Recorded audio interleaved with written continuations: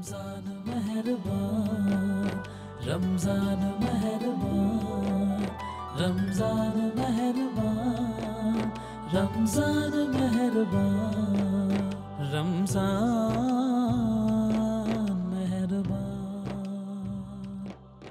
रमज़ान। अऊज़ु बिल्लाहि मिनश शैतानिर रजीम। एक मरतबा फिर आपको खुश आमदीद कहेंगे। और कैसे हैं आप लोग? उम्मीद करती हूँ आप बिल्कुल खैर व आफ़ियत के साथ होंगे। और आज 28 रोज़े, जी बिल्कुल 28वां रोज़ा है। और यकीनन कोशिश की जा रही है कि चंद जो है दिन रह गए हैं तो ज़्यादा से ज़्यादा इबादत जो हैं की जाएँ और अल्लाह ताला को राज़ी किया जाए। तो आज जुमा का दिन भी है और आप सबको जुमा का दिन बहुत बहुत मुबारक हो। तो दुआ ही करेंगे, या अल्लाह हम सबको के जो रोज़े हैं, हमारी जो इबादत हैं, अपने बारगाह इलाही में कबूल व मंजूर फरमा और हमें हमारे जो गुनाह हैं वो माफ़ फरमा दे। बेशक तो बहुत रहम करने वाला है, बेशक। और बहुत सारी नेमतों की जब हम बात करते हैं तो रमज़ान मुबारक का मुक़द्दस महीना भी एक बहुत बड़ी नेमत है जो अल्लाह ताला अपने बंदों को अता करता है। और इसके ज़रिए अल्लाह ताला हम पर रहमत भेजता है, बरकत अता करता है, रिज़्क़ कुशादा करता है और हमारी मग़फ़रत करता है और हमारी तौबा कबूल करता है और हमें जहन्नम की आग से खुलासी देता है।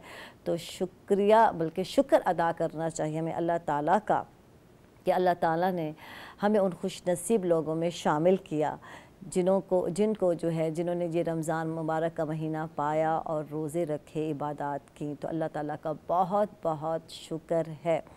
और इसके साथ ही बिल्कुल प्रोग्राम का बाकायदा आगाज़ हो चुका है रमज़ान मेहरबान ट्रांसमिशन का। महविश चौधरी कारिया ने बड़ी ही खूबसूरत अंदाज़ में तिलावत कुरान पाक की सादत हासिल की है। खुश आमदीद कहेंगे, थैंक यू, आप तशरीफ़ लाएँ।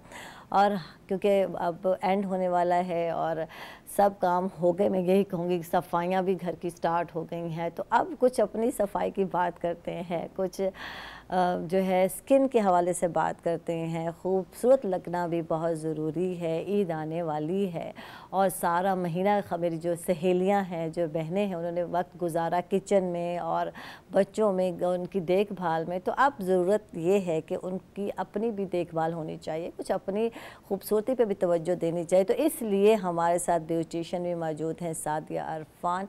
तो इनको वेलकम कहते हैं। कैसी हैं सादिया?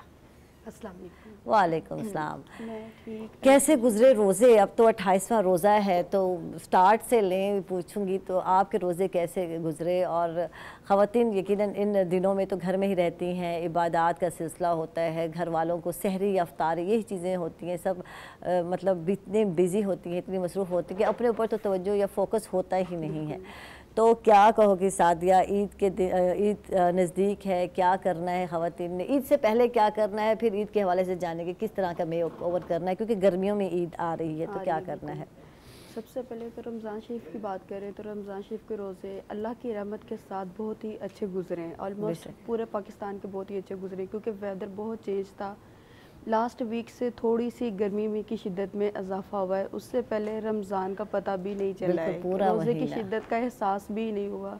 जिस तरह हम लोग कह रहे थे कि गर्मी के रोज़े होंगे और पता नहीं क्या होगा, उसी हिसाब से काफ़ी ज़्यादा अल्लाह ताला ने वेदर को भी चेंज रखा। और रमज़ान की तो एक अपनी ख़ास बरकत और रहमत होती है, वो अल्लाह ताला ने वैसे ही हर मुसलमान के ऊपर कर दी हुई थी।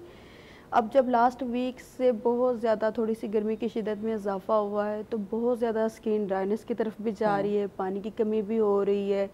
हमारी पूरी बॉडी में जो पानी की कमी है उसकी वजह से हमारी अपनी स्किन ड्राइनेस की तरफ से हो रही है। और कुछ उसके अलावा आजकल एक तो कोरोना एक इशू था, मेन इशू। और सेकेंडली आजकल एक डस्ट एलर्जी बहुत आई हुई है। थोड़ी सी भी एयर चलती है या गर्मी की शिद्दत की वजह से बहुत सारे लोग ऐसे हैं जिनको डस्ट एलर्जी हो रही है। बिल्कुल, हवा चल रही है, गंदम की फसल की कटाई हुई है, मेन इश्यूज जिसकी वजह से बहुत ज़्यादा स्किन भी उसके ऊपर अट्रैक्ट हुई है। इस वजह से अब आप ये है कि इन दिनों में ज़ाहिर है, जैसे आपने कहा कि घर की सफाइयाँ तो हो गई, बिल्कुल हर एक ने पंखे भी साफ़ कर लिए, किचन भी साफ़ कर लिए, घर की सफाई भी कर ली, साथ साथ अब ये जो लास्ट 2 डेज होता है इसमें ख़वातीन का रुझान होता है अपनी सफाई करने का। बिल्कुल बिल्कुल। क्योंकि पूरे 3 मंथ से लॉकडाउन हुआ था, सैलून्स वगैरह ऑफ थे, वो अपने ऊपर बिल्कुल, और मासियों की भी छुट्टी थी। अच्छा, अब खोल दिए गए सैलून या नहीं, ये भी हम जानना चाहेंगे ना कि अब एंड आ गया है तो ऐसा है कि लॉकडाउन में नरमी हो गई जो है, आप देख लें बाजार खुल गए, तो अब क्या आपके सैलून भी खुले या नहीं? ऐसा है कि सैलून्स में उन्होंने थोड़ी सी नरमी इस तरह की है कि हमें एक टाइमिंग दे दी गई है, ठीक है। SOPs को कहा गया है कि आप फॉलो करें। अगर आप SOPs को फॉलो नहीं करेंगे तो जाहिर है ये एक ऐसा वायरस है जो बगैर बताए हर ये जगह मुमकिन कैसे है? यहाँ अगर मैं ये जानना चाहूँगी, जब हम अपर लिप्स जो है इसकी सफाई पे बात करते हैं, थ्रेड की बात करते हैं, तो मुमकिन नहीं है, लाजमी बात है। तो हाँ, आप मास्क लगा के वाकई काम कर सकती हैं। अच्छा, थ्रेड के लास्ट में नहीं, पिछली दफ़ा जब हमने लास्ट में भी हम आए थे तो हमने लोगों को थ्रेड के बहुत सारा मेथड बताए थे, आपने खुद भी बताया था। ठीक है, इसके बाद अब जो मुंह में थ्रेड जा रहा है उसके अलावा आप गले में बांध लें, ठीक है, आप मुंह में ना इस्तेमाल करें, आप उसी को ज़रा थोड़ी सी गिरा को अच्छी तरह लगा लें, आप थ्रेड की बनाएं और आप करें। कम से कम 1 फुट का क्लाइंट से आप फासला रखें, अपने हैंड को सैनिटाइज करें, क्लाइंट के हैंड को सैनिटाइज करें, मास्क लगाएं, बाकी आप वैक्स इस्तेमाल कर लें। इसके अलावा आप बहुत सारी ऐसी चीज़ें आ चुकी हुई हैं मार्केट में कि आप उनको SOPs के हवाले से जैसे ही क्लाइंट आता है आप उसको एक गौन पहना दें, जैसे वो काम करवा के जाएगा आप गौन को वॉश कर दें, ताकि एक के जरासीम दूसरे के जरासीम को ना लगे। अच्छा, ये ख्याल बहुत कम रखा जाता है और छोटे पार्लर्स में तो बिल्कुल नहीं है। एक गाउन जो है कितनी ख़वातीन यूज़ कर रही होती है, उठाया दोबारा जो आ रही, जी आप पहन लीजिए बैठ जाएं, तो स्किन पॉलिश और फेशियल में यकीनन गाउन चेंज करने की ज़रूरत पड़ती है। बिल्कुल, क्या है कि छोटे पार्लरों बड़े पार्लरों, बात ये है कि जब आपने वर्क करना है डिटोल हर पार्लर में ऐड होता है, बिल्कुल ठीक है। उसके अलावा आप जो स्पंजेस यूज़ कर रही हैं इन दिनों आप थोड़ा सा अपने ऊपर भी, सबसे पहले अपनी सेफ्टी फिर क्लाइंट की सेफ्टी, आप डिटोल में आप कॉटन के पैड्स बना कर रख लें। आप स्किन पॉलिश करेंगे, आप फेशियल करेंगे, आप उसको यूज़ करके रिमूव करते जाएं, ठीक है। क्लोरीन वॉश का, डिटोल का बेहतरीन आप अपने पोछा वगैरह अपने पॉलिश अपने पॉलर के अंदर लगाएं, आप अपनी वॉल्स के ऊपर अच्छा सा स्प्रे कर दें। उसके अलावा सोशल डिस्टेंस ज़रूरी है, एक टाइम में सिर्फ एक क्लाइंट को ही डील करें, आप रश ना तो करें। डील करने के लिए कहा जा रहा है, यही SOPs की बात हो रही थी मार्केट में, ऐसा करेंगे वैसा करेंगे, हुआ कुछ नहीं। इस पे मज़ीद बात करते हैं नाज़रीन, हम लोग जा रहे हैं एक छोटे से वक्फे पर, कहीं मत जाइएगा, हमारे साथ रहिएगा। रमज़ान मेहरबान।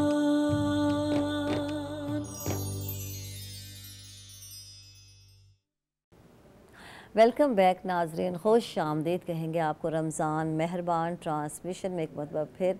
और बात हो रही थी सादिया से कि SOPs पर जो है जो हुकूमत ने बताई हैं उस पर अमल करेंगे, करने की कोशिश करेंगे।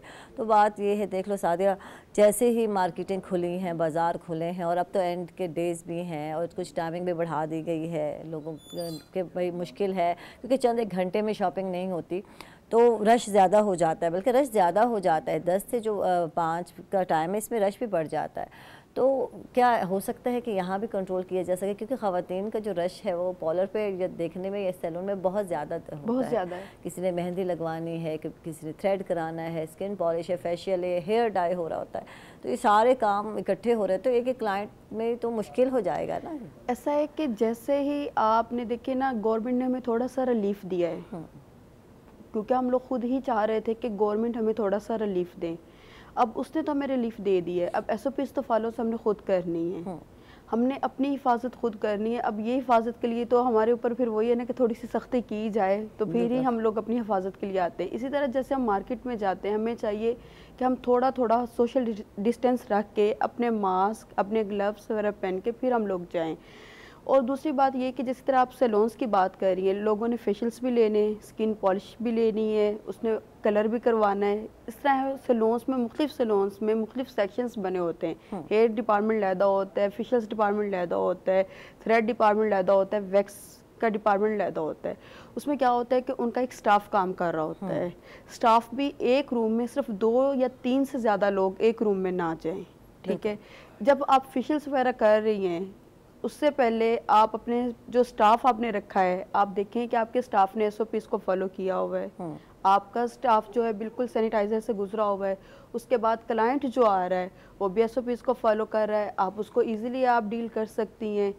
आप ऑफिशियल वाले रूम में 2 क्लाइंट से ज़्यादा ना डील करें, वैक्स वाले रूम में आप 2 क्लाइंट से ज़्यादा डील ना करें, आप थ्रेड वाले डिपार्टमेंट में 2 से ज़्यादा ना डील करें, इसी तरह हेयर के सेक्शन में आप 2 क्लाइंट से ज़्यादा डील ना करें। बिल्कुल। साथ साथ आप अपनी सफाई का ख्याल रखती जाएंगी तो ये कुछ भी नहीं होगा, क्योंकि ये अब एक ऐसी बीमारी है जो हमारे साथ चलनी है, इसका कोई टाइम पीरियड नहीं है। ये तो अब एक लाइफ का हिस्सा बन चुका हुआ है, इसी के साथ ही हमने गुजारा मर्द करना है। हजरात तो फिर भी मास्क लगाते हुए नज़र आते हैं, देखा होगा महविश, सॉरी माजत के साथ साथ या तो, लेकिन जो ख़वातीन हैं वो बहुत कम लगाती हैं, लेकिन महविश जो है बाकायदा रेगुलर जो है लगा रही हैं।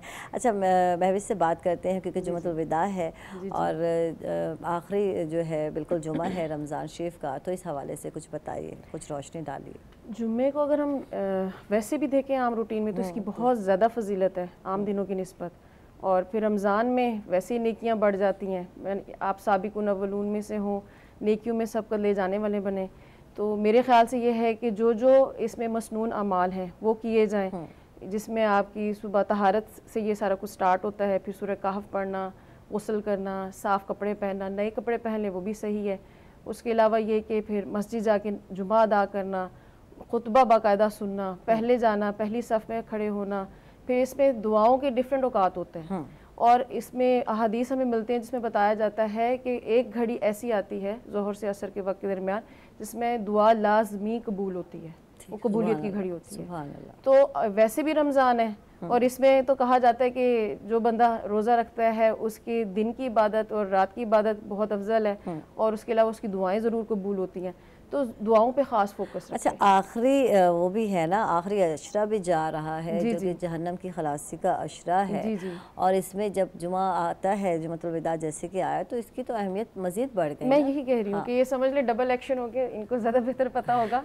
जैसे हम क्रीम्स वगैरह का यूज़ करते हैं तो वो डबल एक्शन होता है, तो ये इसी तरह ही है। मतलब इसमें मल्टीप्लाई बहुत ज़्यादा हो रही है, हमें एक्चुअली शायद मुझे ऐसा लगता है इसकी इंपॉर्टेंस का अंदाज़ा नहीं है और उसकी वजह से हम इन घड़ियों को वेस्ट करते हैं। तो आज के दिन में मैं मतलब ख़ास तौर पे यही कहूँगी, अभी भी ये लम्हा है, अस्कार करें, तस्बीहात करें, शाम का इसका जिक्र करें और अल्लाह ताला से दुआएं करें। ये लम्हे भी इस वक्त जो चल रहे हैं असर से ज़ोहर से असर तक के, तो ये इस वक्त भी हम दुआएं कर सकते हैं, मैक्सिमम दुआएं करें और ये है कि अल्लाह ताला से मांगे और इन लम्हों का भरपूर फ़ायदा उठाएं। अच्छा, अल्लाह ताला से बातें करना अल्लाह ताला को बहुत पसंद है। जी बिल्कुल। कुछ ये ज़रूर बताओ। कुछ अर्सा पहले मैंने जो है एक वीडियो क्लिप देखा और एक अलामा साहब ने ये बताया, और जब से मैंने बातें करना शुरू किया तो यकीन मानो मुझे वाकई लगा कि अल्लाह ताला बहुत करीब आ गए हैं। और मैं ऐसे बात करती हूँ अल्लाह ताला से, कोई शिकवा है, शिकायत है, अल्लाह ये हो गया वो हो गया, तो कुछ लम्हे बाद वो चीज़ें बदल जाती हैं, तो मैं हैरान हो जाती हूँ। सुभान अल्लाह कहूँगी, माशाअल्लाह कहूँगी।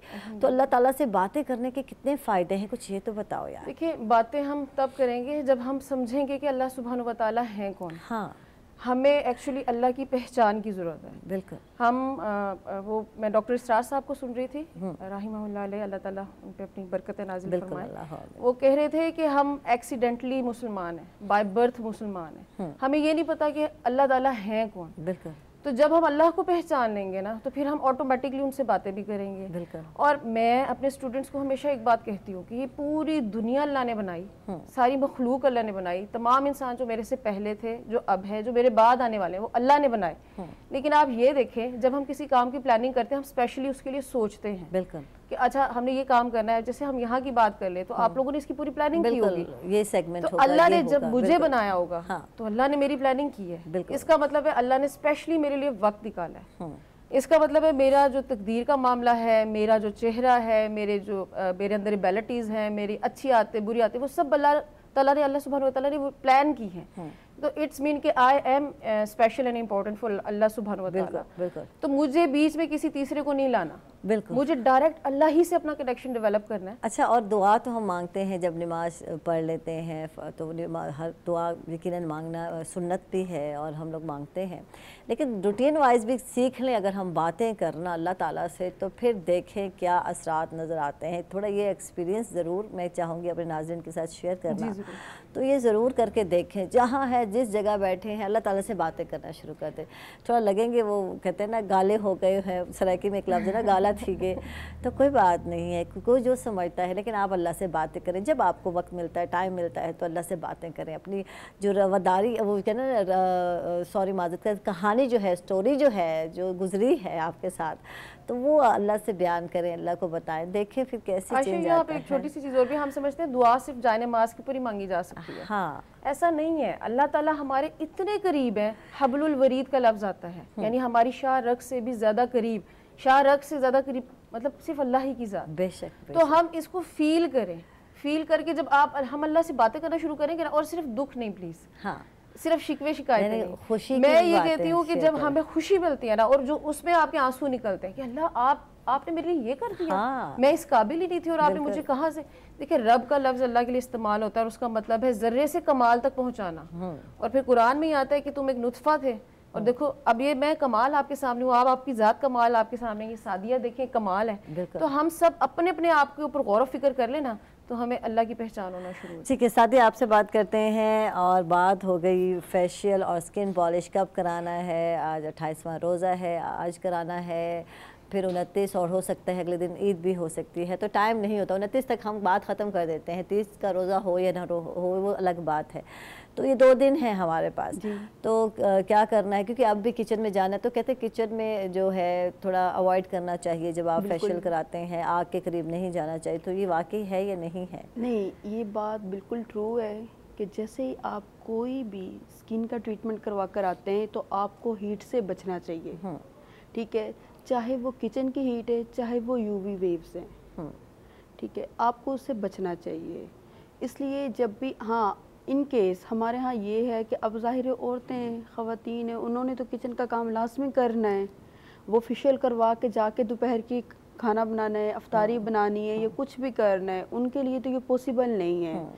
इस सिलसिले में वो ये है कि जैसे वो कोई ट्रीटमेंट लेके आती हैं, कोई स्किन पॉलिश लेके आ रही है, कोई क्लींजिंग करवा कर आ रही हैं, कोई फेशियल लेकर आ रही हैं, किस भी टाइप का फेशियल वो लेकर आ रही हैं, कुछ भी स्किन के साथ करवा के आ रही हैं, वो सन ब्लॉक यूज़ करके वो जा सकती हैं किचन। नहीं, भाई लोग आजकल घर में हैं, थोड़ी सी हेल्प करा दें तो कोई बात नहीं है। पूरे रोज़े में जो अगर रमज़ान शरीफ की बात करते हैं, तो ख़वातीन पे जो है बहुत ज़्यादा काम का बोझ भी रहा है, और हिम्मत है, सवाब की नीयत से उन्होंने किया भी है। सहरी को में उठना, सहरी तैयार करना, बच्चों को उठाना, क्योंकि बच्चे भी जब सो रहे होते तो कह के उठते हैं मम्मा हमें उठाना है। 1-2 मरतबा मैंने नहीं उठाया तो जैनो तो रोते उठा सुबह, मुझे क्यों नहीं उठाया था। तो मतलब मजबूरी हो जाती है बच्चों को भी उठाना, सबको बिठा के जो है सहरी कराना, और फिर उसके बाद जो है आपके सामने है पूरा दिन जो है, फिर अफ्तारी की जो टेंशन है वो भी कम नहीं होती। आज क्या पकना है, क्या चेंज होना चाहिए, तो पूरा महीना तो ऐसे ही गुजरा। तो अब आखिर में जो है कुछ रिलीफ होना चाहिए, कुछ मर्द हजरात को भी जो है साथ देना चाहिए। अच्छा, वो देखे ना, आपकी बात तो ठीक है, मर्द रोटी तो बना देगा, हाँ, बाजार से आ जाएगी, हाँ बिल्कुल, हांडी बना देगा, तो ठीक है, चूल्हे के पास तो वो चला जाएगा। अब हमारे यहाँ किचन क्या है कि एक छोटे से रूम की तरह एक डिब्बी की माने दें, बांध दें। हाँ, वो जाहिर वो तो बेचारा खड़ा होकर चले हांडी भी बना देगा, मसाला भी भून देगा, सारा कुछ कर देगा। हीट तो है ना उसके अंदर। हाँ, तो कुछ एहसास होगा ना, हीट लगेगी तो इन्होंने भी एहसास होगा कि वाकई ख़वातीन गर्मी में खड़ती हैं, तो इनकी मेहरबानी है, उनका शुक्रिया है कि आप जो है गर्मी में खड़ी होकर, इतनी सख्त गर्मी है, रोज़े में है, और आप जो है अफ्तारी बना रही होती है, तो सहरी ये एहसास दिलाने के लिए ज़रूरी है। एहसास तो दिलाएंगे ना, वो तो बात ठीक है, लेकिन ये कि वो जो हीट है, हाँ, वो हीट भी तो आपकी स्किन को अट्रैक्ट कर रही है। बिल्कुल बिल्कुल बिल्कुल। ठीक इस है पर मज़ीद बात करते हैं नाज़रीन, हम लोग जा रहे हैं एक छोटे से वक्फे पर, कहीं मत जाइएगा, हमारे साथ रहिएगा। रमज़ान मेहरबान।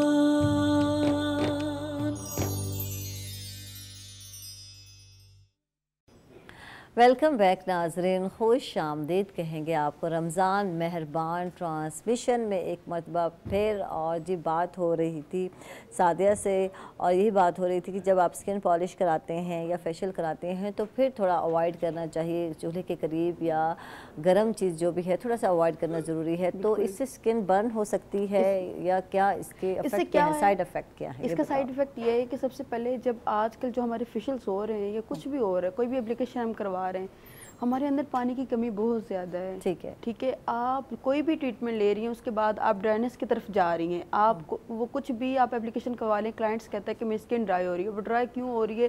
क्योंकि एक तो रोज़ा होता है और रोज़े की वजह से हमारा जो वाटर इनटेक है वो बहुत कम हुआ है, वो पीएच लेवल कम हुआ है। बिल्कुल ठीक है। इसके अलावा जैसे ही वो फिर वो एक पैचेस के टाइप में आ जानी स्किन शुरू हो जाती है, रेडिश आनी शुरू हो जाती है हीट की वजह से। इस सिलसिले में आप दो चीज़ें भी इस्तेमाल कर सकते हैं। आप कोई भी अच्छा सा सन ब्लॉक ले लें या कोई भी मॉइस्चराइज ले लें, वो आप अपनी स्किन के ऊपर अप्लाई कर सकते हैं। इसके अलावा आपने पेडिक्योर और मैनिक्योर करवाया होता है, पेडिक्योर तो चलो सेव हो गया, वो तो आपके पाँव हैं, वो तो आपने नीचे ज़मीन पे ही रखने, पाँव चलते ही ज़मीन के ऊपर। अब हाथों का काम आ जाता है, हाथों के लिए जाहिर है, हाँ हाथों के लिए आप ये सेफ्टी है कि आजकल वैसे ही कोरोना की वजह से आप ग्लव्स यूज़ कर रहे हैं, ग्लव्स पहन लें, कुछ भी करने की जरूरत नहीं है, बर्तन धो लें, जो मर्जी कर लें, अच्छा से अच्छा देखिए खुद ब खुद ही हमारी सेफ्टी हो चुकी हुई है बिल्कुल इस सिलसिले में। ठीक है। अच्छा, अब ईद की तैयारियों की बात करते हैं। ईद के दिन कैसा मेकओवर होना चाहिए, अब ट्रेंड क्या है, क्या तब्दीली आई है, कुछ हवाले से बताएं। अब ख़वातीन बंदी सवरती भी हैं, पहले ऐसा नहीं होता था। ईद के दिनों में जो है फिर किचन में नज़र आती थी ख़वातीन, लेकिन मीठी ईद में इतना काम नहीं होता। सवैयाँ या शवीर खौरमा जो है वो बनाना होता है तो रात को ही बन जाता है, चांद रात को बना लिया जाता है, सुबह जो है नाश्ते बाहर से मंगा लिए जाते हैं। और अब तो आजकल तो गेस्ट का आने जाने का भी वो नहीं है कि भाई आना है जाना है, क्योंकि कोरोना है और कोरोना की वबा में कहीं आना जाना नहीं है, घरों में ही रहना है आपने, और घरों में रह के जो है अच्छा तैयार होना है, खुश होना है कि मैं अच्छी लग रही हूँ, ये बहुत ज़रूरी है। खुद को मुतमईन करना बहुत ज़रूरी है, दूसरों के लिए क्या तैयार होना, अपने लिए भी तैयार होना बहुत ज़रूरी है। अच्छा, मेकअप का ये है कि जब भी आप मेकअप करें, घर में भी हैं, क्योंकि हमने सुबह से लेकर शाम तक एक ही मेकअप टून में रहना है। सबसे बेहतर ये है कि आप बहुत लाइट बेस बनाएं, कुछ भी जो भी आप बेस यूज़ कर रही हैं, आप जो भी बेस आप यूज़ कर रही हैं ना, आप जितनी उसकी क्वांटिटी कम रखेंगी वो लॉन्ग लास्टिंग चलेगी। ठीक है। अच्छा, एक और मैं यहाँ पे बात ऐड करती जाऊँ, ये एक बहुत अच्छी टिप है, जब भी आप अपनी बेस बनाएं आप एक गिलास पानी पी कर बनाएं। अच्छा, इसलिए क्योंकि आपकी स्किन हाइड्रेट होती रहती है, बेस आपकी स्किन के अंदर मर्ज हो जाती है, आपकी अपनी फाइन लुक उसके साथ निकलनी शुरू हो जाती है, आपकी स्किन के अंदर पैच नहीं आएगा। जो ड्राइनेस इश्यूज थे रमज़ान के बाद अक्सर स्किन ड्राइनेस की तरफ जाती है।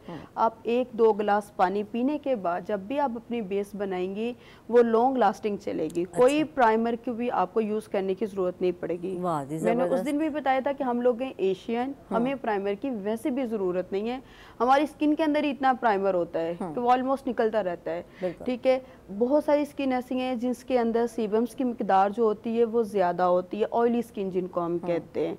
अगर आप पानी लेती हैं वो उसके साथ वो भी बैलेंसिंग में आ जाती है। अगर जिनके अंदर सीबम्स की मिकदार कम होती है, ड्राई स्किन, जब आप पानी लेती हैं वो फिर भी हाइड्रेट होती है। पानी अल्लाह की एक बहुत बड़ी नेमत है हमारी स्किन को फाइन लुक देने के लिए।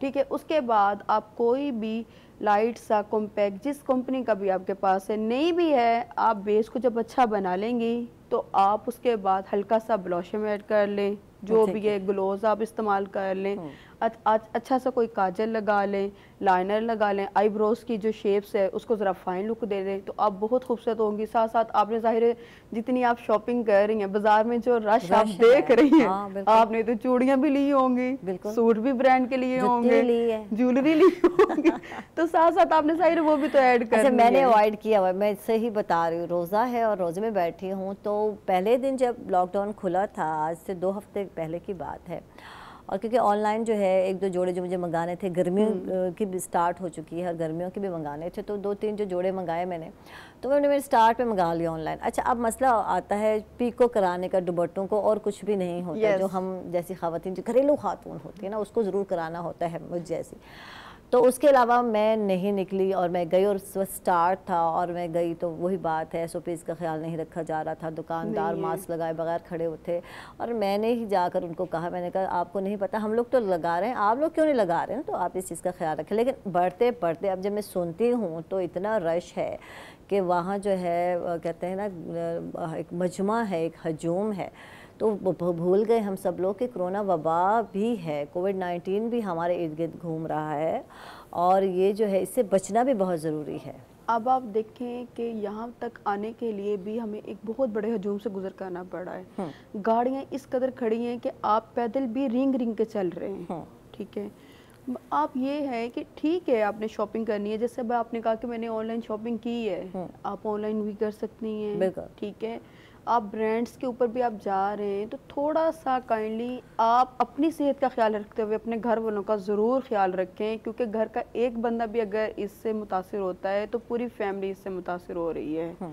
ये आप लाजमी अपनी SOPs का ख्याल रखें। ठीक, अच्छा महविश से बात करते हैं। महविश, आपकी क्या तैयारियां होती हैं? मैं अभी इसी पे बात करना चाह रही थी कि ये तो हमने एक अपेरेंटली देख लिया ना कि हमने कैसे तैयारी करनी है। अब चूँकि रमज़ान है और रोज़े हमने रखे हैं, तो उसके बाद जब ईद का दिन शुरू होता है तो ईद की सुन्नतें स्टार्ट हो जाती हैं। बिल्कुल जानना और उसमें ये है कि हम तैयार हों, गुस्ल लें, नहाएं धोएं, खुशबू का इस्तेमाल करें। नबी अकरम सल्लल्लाहु अलैहि वसल्लम ईद उल फितर पे कुछ मीठा लेके फिर मस्जिद की तरफ जाते थे, तो आप खजूर एक एक बेशक उठाएं और मस्जिद जाएं, जाके नमाज अदा करें। उसकी नमाज के बाद दुआ में ज़रूर शामिल हों, उसकी भी बहुत ज़्यादा मतलब फजीलत है। उसके बाद ये है कि तकबीरात पढ़ते जाएं, बुलंद आवाज़ में पढ़ें, आहिस्ता आवाज़ में पढ़ें, एक रास्ते से जाए तो दूसरा रास्ता अपनाएं वापसी के लिए। तो ये वाली सुन्नतें हैं। फिर घर आएँ, फिर अपना जो घर वालों के साथ है, बच्चे हैं ज़ाहिर सी बात है उनके साथ है मिलना मिलाना। तो बेसिकली ये इवेंट हमारा जो है ना मोहब्बतों का पैगाम और भाईचारे का लेसन देता है। बिल्कुल। और मैं एक रिक्वेस्ट ज़रूर करूँगी कि सिला रहमी अल्लाह सुब्हान व तआला को बहुत पसंद है और अल्लाह ताला को, यानी एक हदीस का मफहूम है कि कोई काम इतना ज़्यादा पसंद नहीं जो दो लोगों में सुलह करवाना हो। तो अब हमारे यहाँ नाचाकियाँ और वो नाराज़गियाँ भी चलती रहती हैं। तो ईद का मौका है, अगर किसी के साथ थोड़ा बहुत भी है, दिल पे बोझ है, वो हमारे दिलों पे बोझ होता है, तो उसको उतारें, दूसरे शख्स का भी उतारें। फल झुकी हुई टहनी को ही लगता है, तो झुकने में कोई वो नहीं है, बुराई नहीं है, झुक जाएं, पहल करें, अजर ज़्यादा है। तो ये है कि बस इस ईद पे खुश, जैसे आपने भी कहा कि खुश रहें, अपने लिए तैयार हों, और मैं यही कहूँगी कि तैयार अपने लिए ही होना चाहिए। क्योंकि वो दूसरी चीज़ फिर रियाकारी आ जाती है, दूसरी चीज़ फिर या तो दिखावा आ जाता है जिस पे फिर पकड़ भी है। तो ये चीज़ हमें कैसे खामोशी से उन चीज़ों पे, उन बुराइयों पे ले जाती है, हमें उससे भी बचना है। यानी कि आगे जाना है तो नेकियों में सबकत लेके जाए ना, कि जबकि यहाँ तो कपड़ों में लेके जा रहे, मेरे सूट तो बहुत महंगे ब्रांड का है मेरा, तो ये चीज़ें नहीं होनी चाहिए ना हम लोगों ने।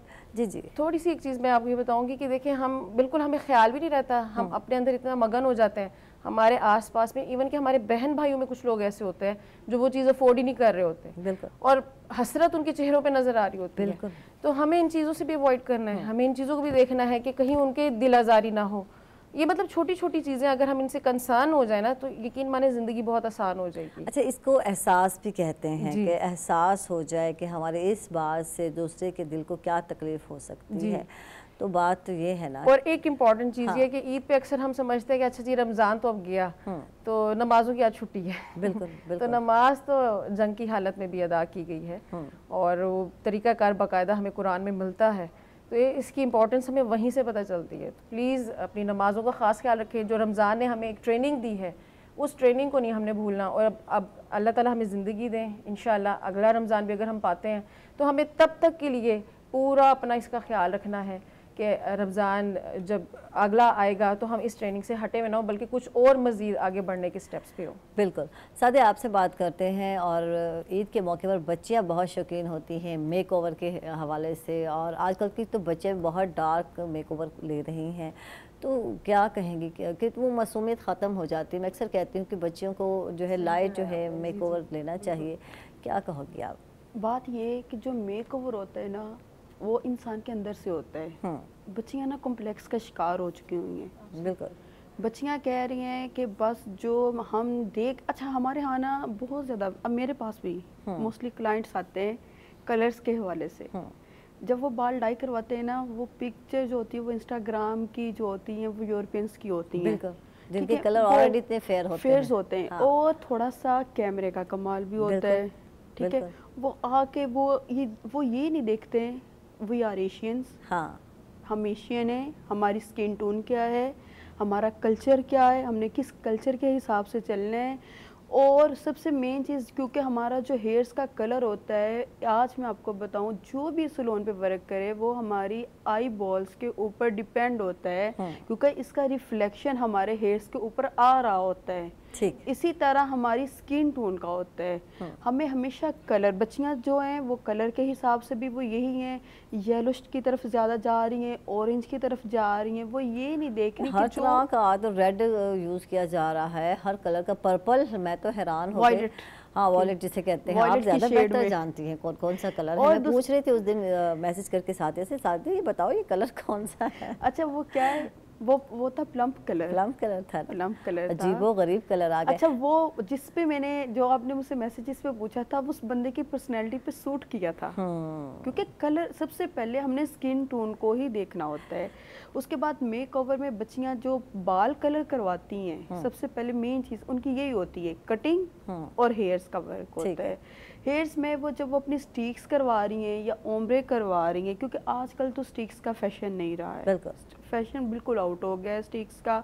इसके अलावा हाईलाइट्स का फैशन नहीं है, बलाज का फैशन नहीं है, ओम्ब्रे लाइट स्टिक्स आप देख लें बैक साइड से जो हल्की हल्की जा रही होती हैं, ठीक है। बच्चियों को चाहिए अपनी एज के हिसाब से फैशन को कैरी करें। ठीक है जी, थैंक यू जी, बहुत बहुत शुक्रिया। साथ इरफान हमारे साथ थी, बहुत अच्छा लगा गुफ्तगू करके। महविश चौधरी हमारे साथ कार्य, आपका बहुत बहुत शुक्रिया। इसके साथ ही नाज़रीन हम लोग जा रहे एक छोटे से वक्फे पर, कहीं मत जाइएगा, हमारे साथ रहिएगा। रमज़ान मेहरबान।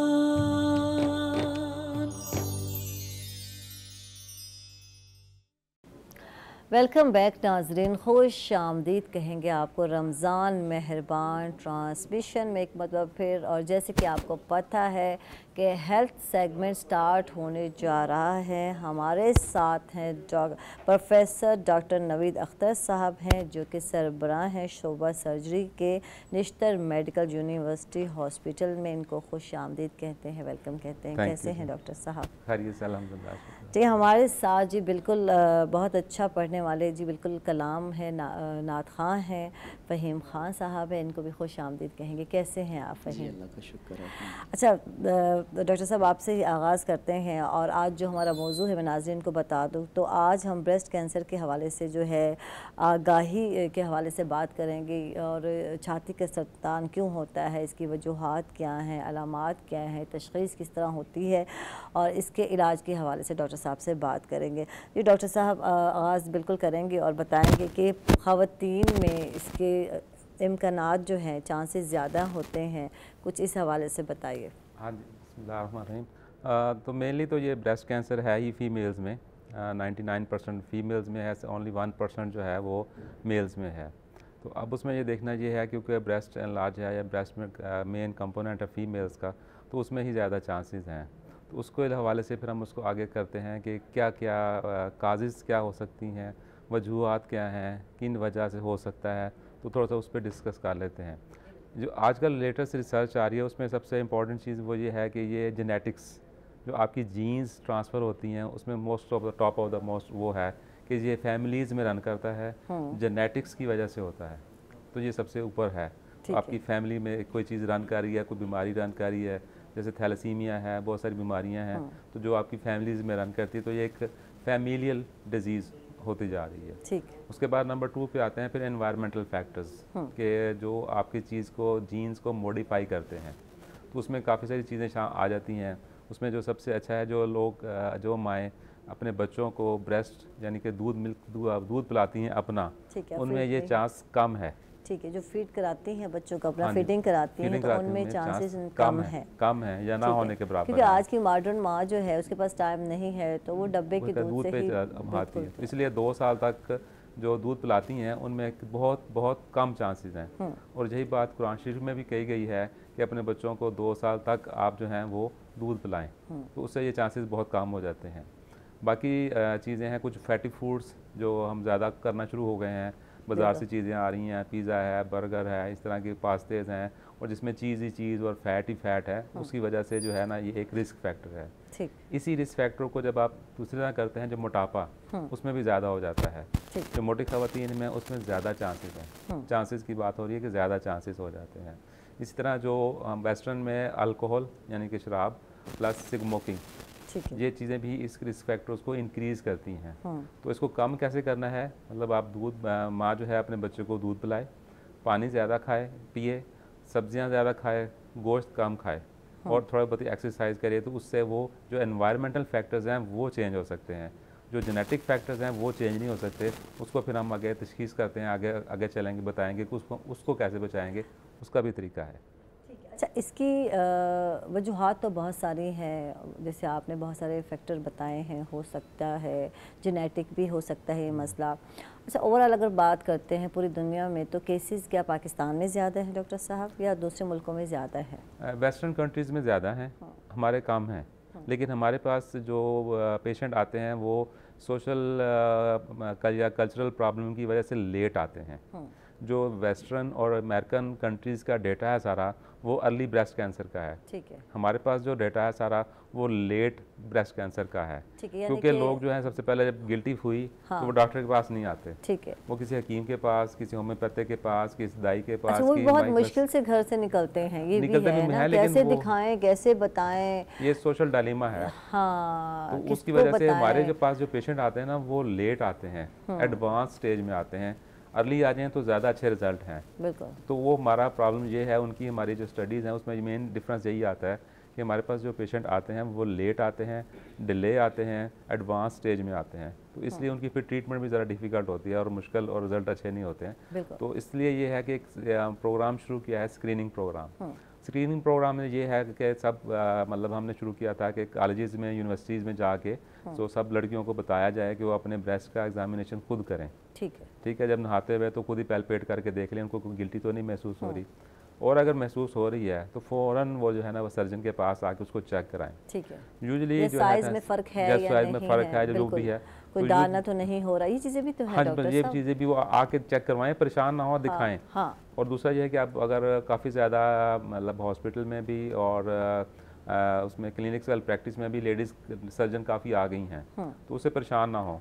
This is just a body part है। टेंशन होती है कि मेल से जाके तो नहीं, मेल से तो नहीं कराना, तो ये बड़ी वजह ये भी है। डॉक्टर्स काफ़ी हो गई हैं, जनरल सर्जन। ठीक है, तो उनको चेक कराया जा सकता है।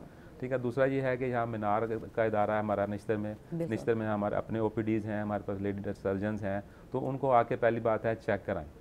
ठीक हो गया। अब दूसरी इसमें दो चीज़ें हैं एज वाइज। अच्छा, जो 16 से लेकर 28 या 30 साल तक जो गिल्टी बनती है छाती में, वो यूजुअली सादी होती है, सिंपल होती है, उसको हम कहते हैं फाइब्रोएडिनोमा। तो वो सादी सी गिल्टी होती है, उसमें परेशान होने की बात नहीं है, लेकिन आपने चेक ज़रूर करवाना है। ठीक है। दूसरी स्टेज आती है जब 40 से 50 साल की उम्र में गिल्टी बनती है, तो वो यूजुअली ख़तरनाक होती है, वो यूजुअली कैंसर होता है।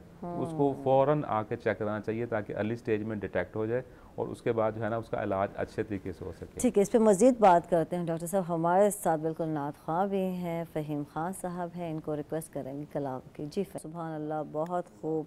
जी डॉक्टर साहब, बात हो रही थी कि कैंसर के हवाले से, इसकी वजूहात के हवाले से, इसकी तशख़ीस किस कदर हो सकती है, कैसे हो सकती है, हम सब कुछ आपसे जानेंगे। नाज़रीन, हम लोग जा रहे हैं एक छोटे से वक्फे पर, कहीं मत जाइएगा, हमारे साथ रहिएगा। रमज़ान मेहरबान।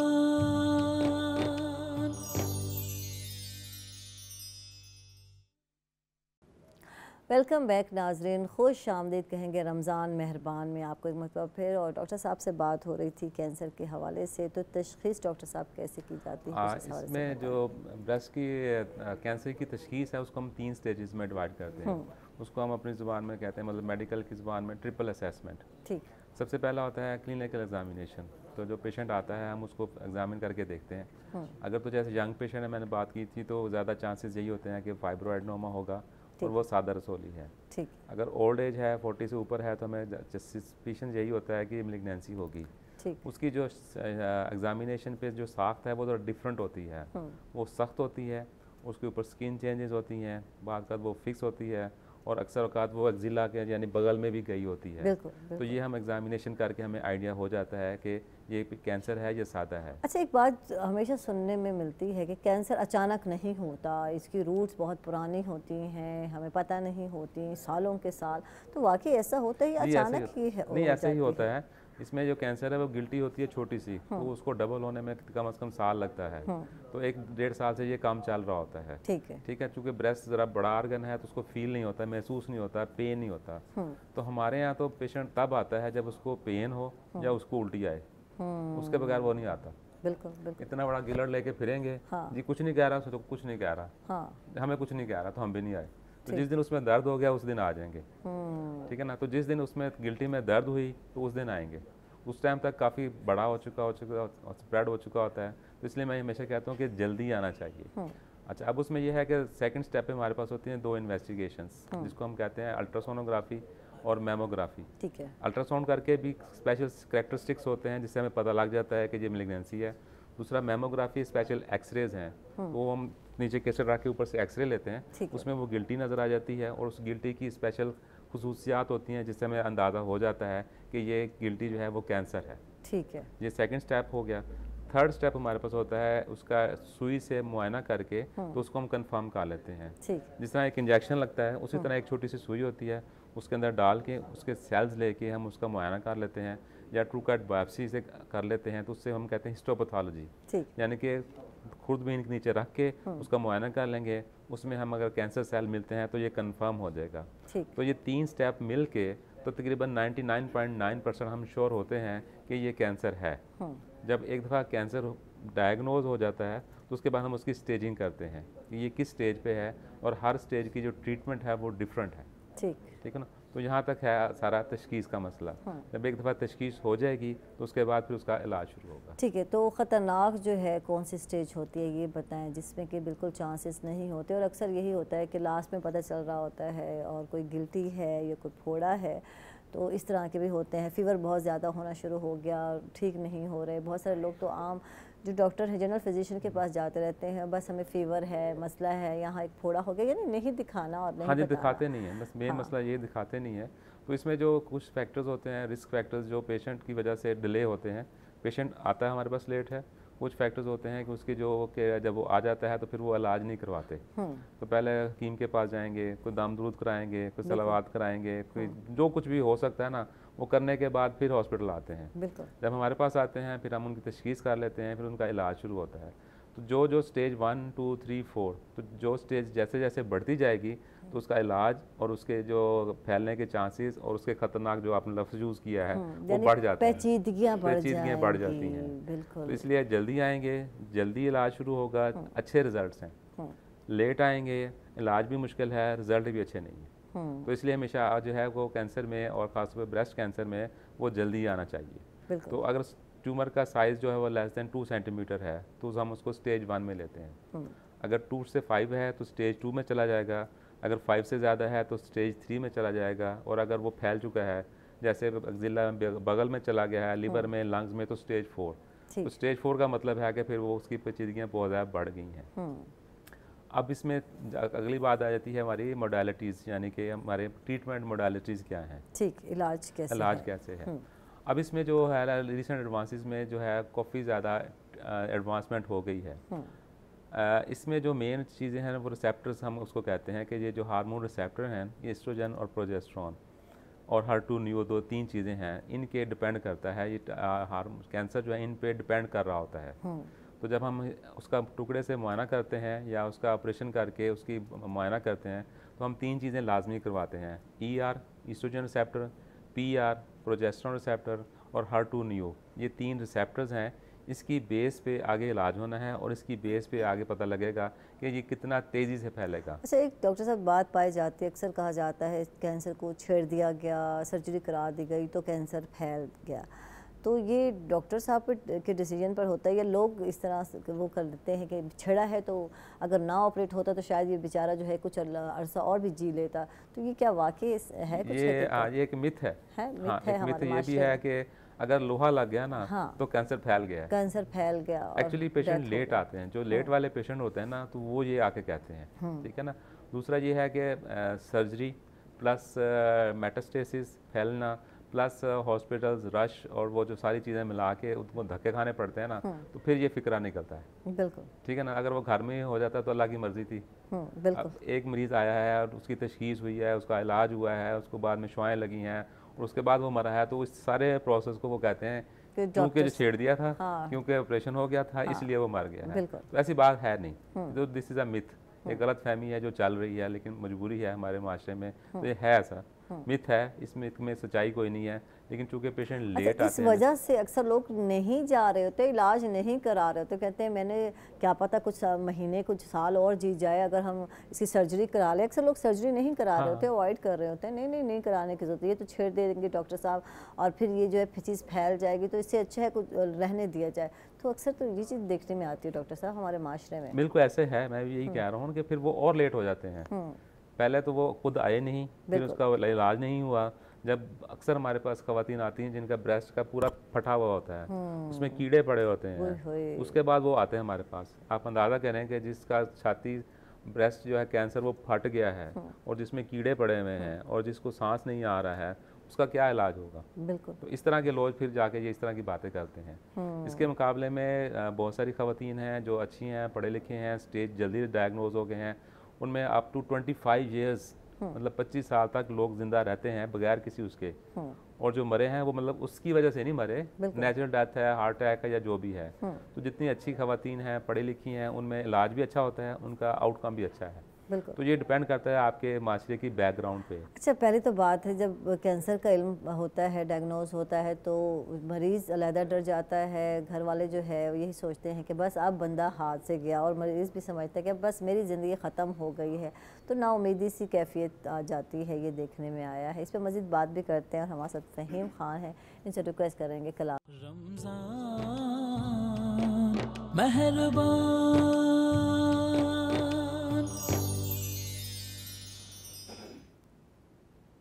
वेलकम बैक नाजरीन, खुश आमदीद कहेंगे आपको एक मतलब फिर रमज़ान मेहरबान ट्रांसमिशन में। और बहुत ही प्यारा अंदाज़ है फ़हीम साहब का, बड़ा ही लुत्फ़ कहते हैं ना, तो वो मिला और सरूर मिला, वाकई बहुत प्यारा अंदाज़ है माशाल्लाह इनका। अच्छा जी प्रोफेसर साहब, आपसे बात करते हैं तो थोड़ा पित्ते के पत्थरियों के हवाले से भी बात करते हैं। ये जो मौजू है जिस पे हम बात करें तो तवील मौजू है, इसके लिए तो बहुत टाइम चाहिए हमें, तो उस हवाले से बात करते हैं। और बहुत सारे लोगों की डेथ हो जाती है, तो क्यों हो जाती है, रीज़न क्या है, और पित्ते की पथरी की रीज़न क्या है, पहले तो ये बताएं। इसमें ऐसे है कि चूँकि हमारे माशरे में काफ़ी ज़्यादा ये डाइट चेंजेस हो गई हैं, तो इसमें एक मेमोरिक है जो हम याद रखते हैं। तो female, fertile, 40, fatty and flatulence, ठीक है, 5F। ठीक है, सिर्फ खवातीन के लिए नहीं, मतलब मोस्टली खवातीन में होगा, 40 साल की उम्र में होगा, ठीक है, जो हेल्दी खवातीन है उनमें होगा, ठीक है, जिनके बच्चे हैं उनमें होगा, और जिनका अक्सर पेट में जो फ्लैचुलेंस थोड़ा सा तजाबित रहती है उनको होगा। ठीक है। तो ये 5 चीज़ें हम याद रखते हैं और बच्चों को भी अपने याद रखाते हैं। 5F, the cause of the गाल स्टोन्स, के पित्ते में पथरी इन वजूहात की वजह से बनती है। बाकी इसमें बेसिकली स्टेसिस होता है, और दूसरा ये है कि कोलेस्ट्रॉल्स जिसमें ज़्यादा हो उसमें ज़्यादा चांसेस हैं, जिसमें फीमेल में ईस्ट्रोजन ज़्यादा होता है उसमें ज़्यादा चांसेस हैं, और जो फैटी डाइट्स या फैटी खवातीन हैं उनमें ज़्यादा चांसेस होते हैं। तो इसकी वजूहत और भी हैं, लेकिन मेनली हम ये 4-5 चीज़ें याद रखते हैं जो हमारे पास मोस्ट कॉमनली आते हैं। कुछ कोलेस्ट्रॉल स्टोन बनते हैं, कुछ मिक्स स्टोन होते हैं, और कुछ पिगमेंट स्टोन्स होते हैं। ठीक है। इसमें ये होता है कि जो हिमोलिटिक डिजीज़ हैं जिसमें खून की बीमारियां हैं, तो जब खून जो है आरबीसीज ब्रेक डाउन होते हैं तो उससे भी पथरियां बनती हैं। ठीक है। तो ये मतलब काजेज़ काफ़ी सारी हैं, लेकिन अच्छा, अब ये तो अलग बात है, आपको तो ज़्यादा पता होगा। हम लोग समझते हैं कोई पत्थर हमने खा लिया, दाल में आ गया, चावल में आ गया, तो वो जो है अंदर जाके जो पथरियाँ, यही कॉन्सेप्ट बनाया जाता है, यही समझा जाता है, एक आम आदमी यही सोचता है। नहीं, ऐसा कुछ नहीं है। पथरी खाने से पथरी नहीं बनती, ना गुर्दे की पथरी बनती है। ठीक है, पत्थर खाने से जी, तो ऐसा कुछ नहीं, ऐसा कुछ नहीं। तो ये जो हम दूसरी चीज़ें खाते हैं, फैटी फूड्स वगैरह, उनमें से ज़्यादा होता है, उसकी वजह से है। तो उसमें फिर ये जब वो बनती हैं तो फिर वो जो है पित्ते की वजह से आपको अक्सर खाना हजम सही नहीं होता, खट्टे ढकार आ रहे होते हैं, और पेशेंट अक्सर कहता है कि पेट में दर्द है, मैदे में दर्द है, तो इस वजह से वो फिर हम उसको डायग्नोज करते हैं। अच्छा, इसमें कोई मतलब इतनी ज़्यादा कॉम्प्लिकेशन वाली बात तो है नहीं, ठीक है। तो इसमें जब हम अल्ट्रासाउंड कराते हैं तो अल्ट्रासाउंड पे पिक हो जाता है, सबसे मोस्ट रिलायबल अल्ट्रासाउंड है। अल्ट्रासाउंड कराएंगे, उस पर हमें बता देता है जी पित्ते में पथरियाँ हैं, ठीक है, ये इसकी मतलब अलामात तशखीस हो गई है। ठीक है। अब जो आपने बात पूछी है कि वो सिर्फ ये होता है कि कुछ अरसा इस तरह होता है कि पेशेंट काफ़ी अरसा अल्ट्रासाउंड करवाते ही नहीं, तशखीस नहीं होती है, और अक्सर फकियाँ खा ली, सारे ये मैदे का दर्द समझ रहे होते हैं, बिल्कुल, ठीक है ना, और वो ठीक भी हो जाता है। मतलब दवाई लेने से वो ठीक भी हो गया है, 4-6 महीने गुजर गए हैं, फिर एक दफ़ा हुआ, फिर दवाई ले ली, तो ये साइकिल चलता रहता है। तो पेशेंट फिर लेट हो जाते हैं। उसमें सिर्फ ये होता है कि जो पथरी है वो पित्ते से निकल के जो पित्ते की नाली है, जिसको हम CBD कहते हैं, कॉमन बाइल डक्ट, उसमें आके फंस जाती है। ठीक, उसकी वजह से फिर जांडस होता है, तो उसकी वजह से फिर कॉम्प्लिकेशंस होती हैं, ठीक है ना। तो इस वजह से जो है ना ये पथरी की जो मतलब कॉम्प्लिकेशंस हैं या डेथ हैं कम, लेकिन ये इस वजह से होती हैं। बाज़ का पथरी जो है वो पित्ते के मुंह पे आके फंस जाती है, तो पीछे जितना भी बाइल होता है उसमें पी पड़ जाती है, तो वो एम्पाइमा गाल ब्लैडर बन जाता है। बाज़ का पित्ता फट जाता है, तो जहर सारा वो पेट में फैल जाता है, बिल्कुल, तो उससे भी बंदे की डेथ हो सकती है। तो मतलब इसकी जो कॉम्प्लिकेशंस हैं स्टोन्स की, उनकी वजह से जो है वो डेथ हो सकती है, हालांकि कम है, लेकिन सिंपल पथरी से डेथ नहीं होती, ठीक है, वो आसान है, ठीक है ना। तो इसीलिए इसको कहते हैं कि आप अल्ट्रासाउंड करवा लें, तो उसमें अगर पत्ते में पथरी आ गई है तो उसका फिर उसका इलाज है, उसका ऑपरेशन करवा लेना चाहिए और जल्द करवा लेना अच्छा, चाहिए। इसका हल ऑपरेशन है, जी, हल सर्जरी इसका के अलावा कोई ऑपरेशन है। नहीं है। नहीं। अच्छा, पित्ते का काम क्या है ये भी बताइए इसके, क्योंकि इसके जो रिमूव होने के बाद बहुत सारे लोग फिर भी शिकायत कर रहे होते हैं कि बहुत सारी चीज़ें हैं जो हम खाते हैं हमें हज़म नहीं हो रही होती, तो फिर ग़िज़ा लाइट होनी चाहिए, क्या होना चाहिए, कुछ ये भी बताइए। इसका बेसिकली मेन फंक्शन ये है कि जो आप उसको जूस कह लें, जो बाइल है जो लीवर से बन के आ रहा होता है, ठीक है। मिसाल के तौर पे अगर लीवर ने 1 लीटर बाइल बनाया है तो वो सारा पित्ते में आएगा, ठीक है, वो उसको कंसनट्रेट करके ना उसको 200 ml तक ले आता है। तो बेसिक फंक्शन इसका ये है, ये उसको कंसनट्रेट करके कम मिकदार में कर देता है और फिर छोटी आंत में डाल देगा, तो उससे आगे आपका खाना शाना जो हज़म होना है वो सारी चीज़ें हज़म होंगी, ठीक है। तो इसके निकालने से कोई ख़ास फ़र्क नहीं पड़ता। जिस तरह अपेंडिक्स को निकाल दें, इस तरह पित्ते को निकाल दें, तो फ़र्क कोई नहीं पड़ता, बल्कि जो आपकी प्रॉब्लम्स चल रही होती हैं, जो खाना हज़म नहीं हो रहा होता है, जो मैदे में दर्द हो रहा होता है, वो ठीक हो जाता है। ठीक, सिर्फ उसमें ये होता है कि आपने ज़्यादा फैटी चीज़ या चिकनाई वाली चीज़ें वो आप ज़रा कम खाएं ताकि आपको उसका काम कम करना पड़े, अदरवाइज सर्जरी के बाद हमेशा पेशेंट बेहतर हो जाता है। अच्छा, ये तो मुमकिन ही नहीं है कि हम चिकनाई वाली ग़िज़ाएँ ना खाएं, क्योंकि हमारा जो खाना है आप देख लें, देसी खाना जो हम लोग खाते हैं तो वो तो ऑयल के बगैर बनते नहीं, और ऑयल भी इतना ज़्यादा होता है कि जब तक निदार ना आए तो लगता है खाना बना नहीं, अच्छा तरी ना हो, तरी, हाँ, तरी ना हो, तरी ना हो। तो सिर्फ इसको कम करना है, मतलब ख़त्म तो नहीं कर सकते हैं आप, उसको कम कर लें बस, और तो कुछ नहीं है। अच्छा, हमारे यहाँ अगर हम बात करते हैं, अपने एशियन कंट्रीज़ की बात करते हैं, तो यहाँ ऑयल का ज़्यादा इस्तेमाल जी है, बिल्कुल, बनस्बत दूसरे ममालिक के, वहाँ तो बॉयल खाने भी खा लिए जाते हैं, यहाँ तो ऐसा कोई सिस्टम ही नहीं है। असल में जो हमारी हम यहाँ बीमारी में बॉयल खाने खाते हैं, रवायत है या हमारा जो माशरा है, जो हमारा कल्चर है ना, वो ये है कि जब मतलब आप कह लें माँ या बेटी जवान होती है ना, तो वो सबसे पहले ये देखती है कि हांडी रखी है ना, हांडी में सबसे पहले घी डालना है, बिल्कुल, ठीक है। तो वो तसव्वुर ही नहीं है कि घी के बगैर भी हांडी पक सकती है, बिल्कुल। हालांकि बहुत सारी सब्जियां, हर चीज़ें हांडी के बगैर बनती हैं। चिकन कढ़ाई जो है ना वो भी बगैर ऑयल के बन सकती है, गोश्त भी बगैर ऑयल के बन सकता है, लेकिन नस्ल दर नस्ल जो चल रहा होता है ना, अपने बुजुर्गों से सीखा, हमारी माओं ने, हमारी माओं ने यही चीज़ आगे हमें सीखा, और हम भी आगे यही सिखा रहे हैं कि हांडी रखी है, सबसे पहले घी डालना है, सबसे पहले घी डालना है, उसमें प्याज डालना है, उसमें बाकी चीज़ डालनी है, फिर वो बनेगी। हालांकि ऐसा नहीं है, अब बहुत सारी रेसिपीज़ आ गई हैं जिसमें ऑयल है ही नहीं, तो आप हल्का सा सब्जी को वैसे उसके पानी में पका लें, ये बहुत सारी चीज़ें हैं, लेकिन थोड़ा सा मतलब शऊर आना चाहिए, ऐसा ऐसा पैदा हो रहा है। लेकिन इसके साथ एक तो ये हो गया, दूसरे इसके साथ ही ये मसला हो गया कि फास्ट फूड, ठीक है। अब हर किसी का दिल करता है कि मैं ऑर्डर करूं और पिज़्ज़ा खटाक से मेरे घर हो, ठीक है, KFC मेरे घर हो, फ्राइड चिकन हो, बोतलें हो, कि इजी कुक हो गया, क्या बनाना, क्या झंझट में पड़ना, मंगाओ बाहर से ऑर्डर दो, और घर में जो है आजकल तो डिलीवरी भी हो जाती है, तो घर में आ जाता है। मैं आजकल यही देख रहा था सड़कों पे लॉकडाउन में, तो सबसे ज़्यादा जो मुझे लोग नजर आए वो फूड पांडा वाले थे। जब आप बाजार हॉस्पिटल जा रहे होते थे ना, तो जब वापसी आ रहे हैं सबसे ज़्यादा मोटरसाइकिल भाग रहे हैं वो फूड पांडा के, मतलब डिलीवरियाँ चल रही हैं, हो रही हैं, लोग खा रहे हैं, और अभी जो है वो ये अफ्तारियाँ खुल गई हैं, तो उसमें वो सारी चीज़ें चल रही हैं। अब लॉकडाउन खुला तो अफ्तारियाँ भी खुल गई, मैं ये जानना चाहूँगी डॉक्टर साहब, लोग एहतियात कर रहे हैं, नहीं कर रहे हैं? चलो, बाज़ार में तो रश है, बहुत भीड़ लग गई है, और जैसे कि 28 रोज़ा हो गया आज, तो ईद करीब करीब आ गई है, 29 है कल रोज़ा, और हो सकता है आगे 30 ना रोज़े हों तो ईद हो जाए, तो बहुत रश लग गया है। जी बिल्कुल, ये डिलीवरी सारी चल रही हैं, सारे होटलों ने डिलीवरी शुरू कर दी है, पैक शुरू कर दिए हैं।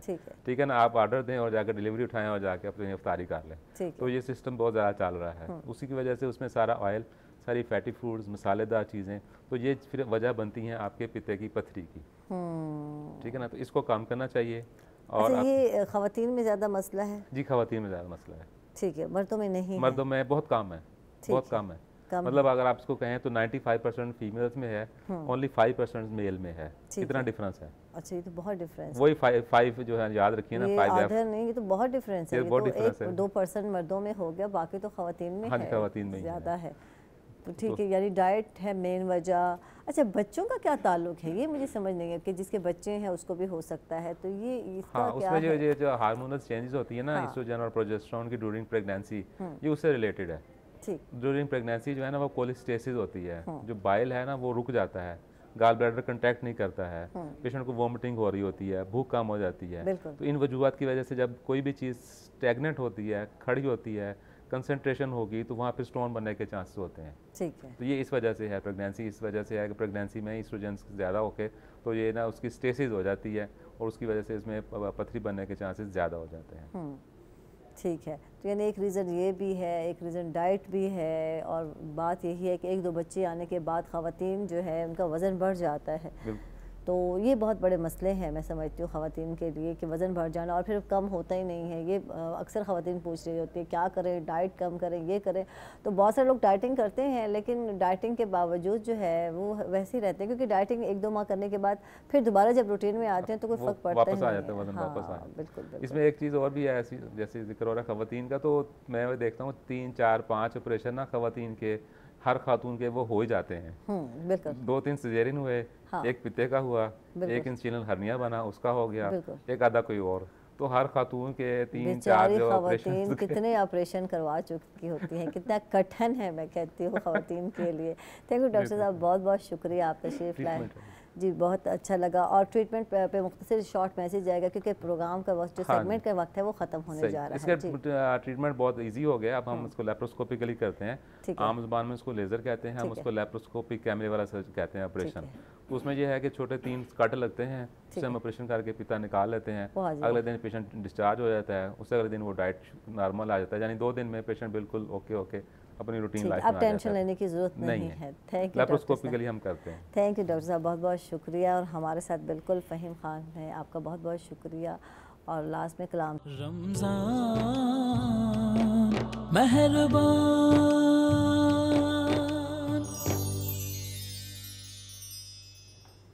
वेलकम बैक नाजरीन, खुश आमदीद कहेंगे आपको रमज़ान मेहरबान ट्रांसमिशन में एक मरतबा फिर। और जी बिल्कुल, किचन में आयशा आ चुकी है, शमा कुकिंग ऑयल एंड बनास्पति के किचन में आयशा आ चुकी है, और साथ कर्शिद जामे श्री का ताउन है, साथ मारियोस का ताउन है, और साथ कोथम का ताउन है, और साथ हमारे मौजूद हैं जनाब बिल्कुल मुदस्सिर और आकिब।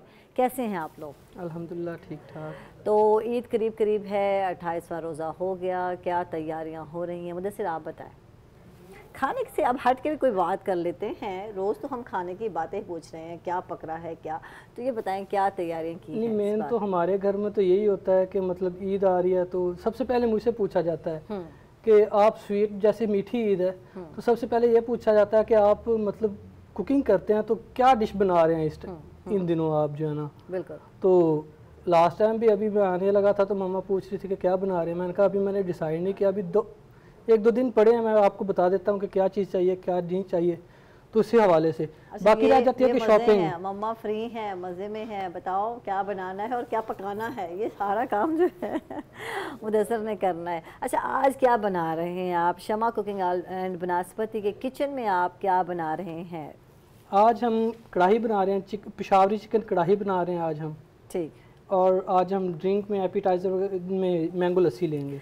ठीक है, तो पेशावरी कढ़ाई बना जा रही है, तो ये क्या पेशावर से सीख कर आए हैं क्या? नहीं, स्पेशलिटी है उनकी। अच्छा, अदरवाइज पेशावर से कोई ज़रूरी तो नहीं है कि हम पेशावर से सीख के आए हैं, अदरवाइज हर बंदे को पता होता है, मतलब जो कुकिंग के रिलेटेड है, जो कुकिंग के रिलेटेड है खाने पड़ते हैं, ऐसा भी तो है। हाँ, ऐसा भी है, कुछ टेस्ट ऐसे हैं कि अगर हम बात करते हैं तो वहाँ जिस इलाके का वो फूड है वहाँ जाना पड़ता है, वैसा टेस्ट कहीं भी नहीं मिलता। ये तो आप उधर से मानते हैं ना? वो बिल्कुल आपकी हम बात कॉपी तो कर लेते हैं। हाँ जी, कॉपी कर लेते हैं, वो बात बिल्कुल आपकी ठीक है, लेकिन हाथ का फर्क होता है कि जो वहाँ के बनाने वाले उनके हाथ में और जो कॉपी करके बना रहे होते, कॉपी फिर कॉपी होती है। हाँ बिल्कुल, उनमें बहुत ज्यादा फर्क होता है। खैर है, अब हम पेशावर तो नहीं जा सकते मुल्तान में बैठ के पेशावरी कढ़ाई तो खा सकते हैं। तो क्या क्या चीज़ें हैं बताएं, इंग्रेडिएंट्स में क्या क्या चाहिए? चिकन नज़र आ रही है, बिल्कुल हम कढ़ाई कट चिकन ले रहे हैं 1 kg, ठीक है। 6 टमाटो ले रहे हैं क्यूब कट में, ठीक है। ये 6 टमाटर हैं, मीडियम साइज में नज़र आ रहे हैं, ठीक है। और 1 किलो जो है मुर्गे ली है, ठीक है। उसके अलावा हम चिल्ली ले रहे हैं जूलियन साइज में कटी हुई, 6 पीसेज ये हैं, ठीक है। जूलियन साइज में हम वो ले रहे हैं, जिंजर ले रहे हैं, ठीक है। वो भी हम आफ्टर वो प्रेजेंटेशन के लिए ले रहे हैं जूलियन में।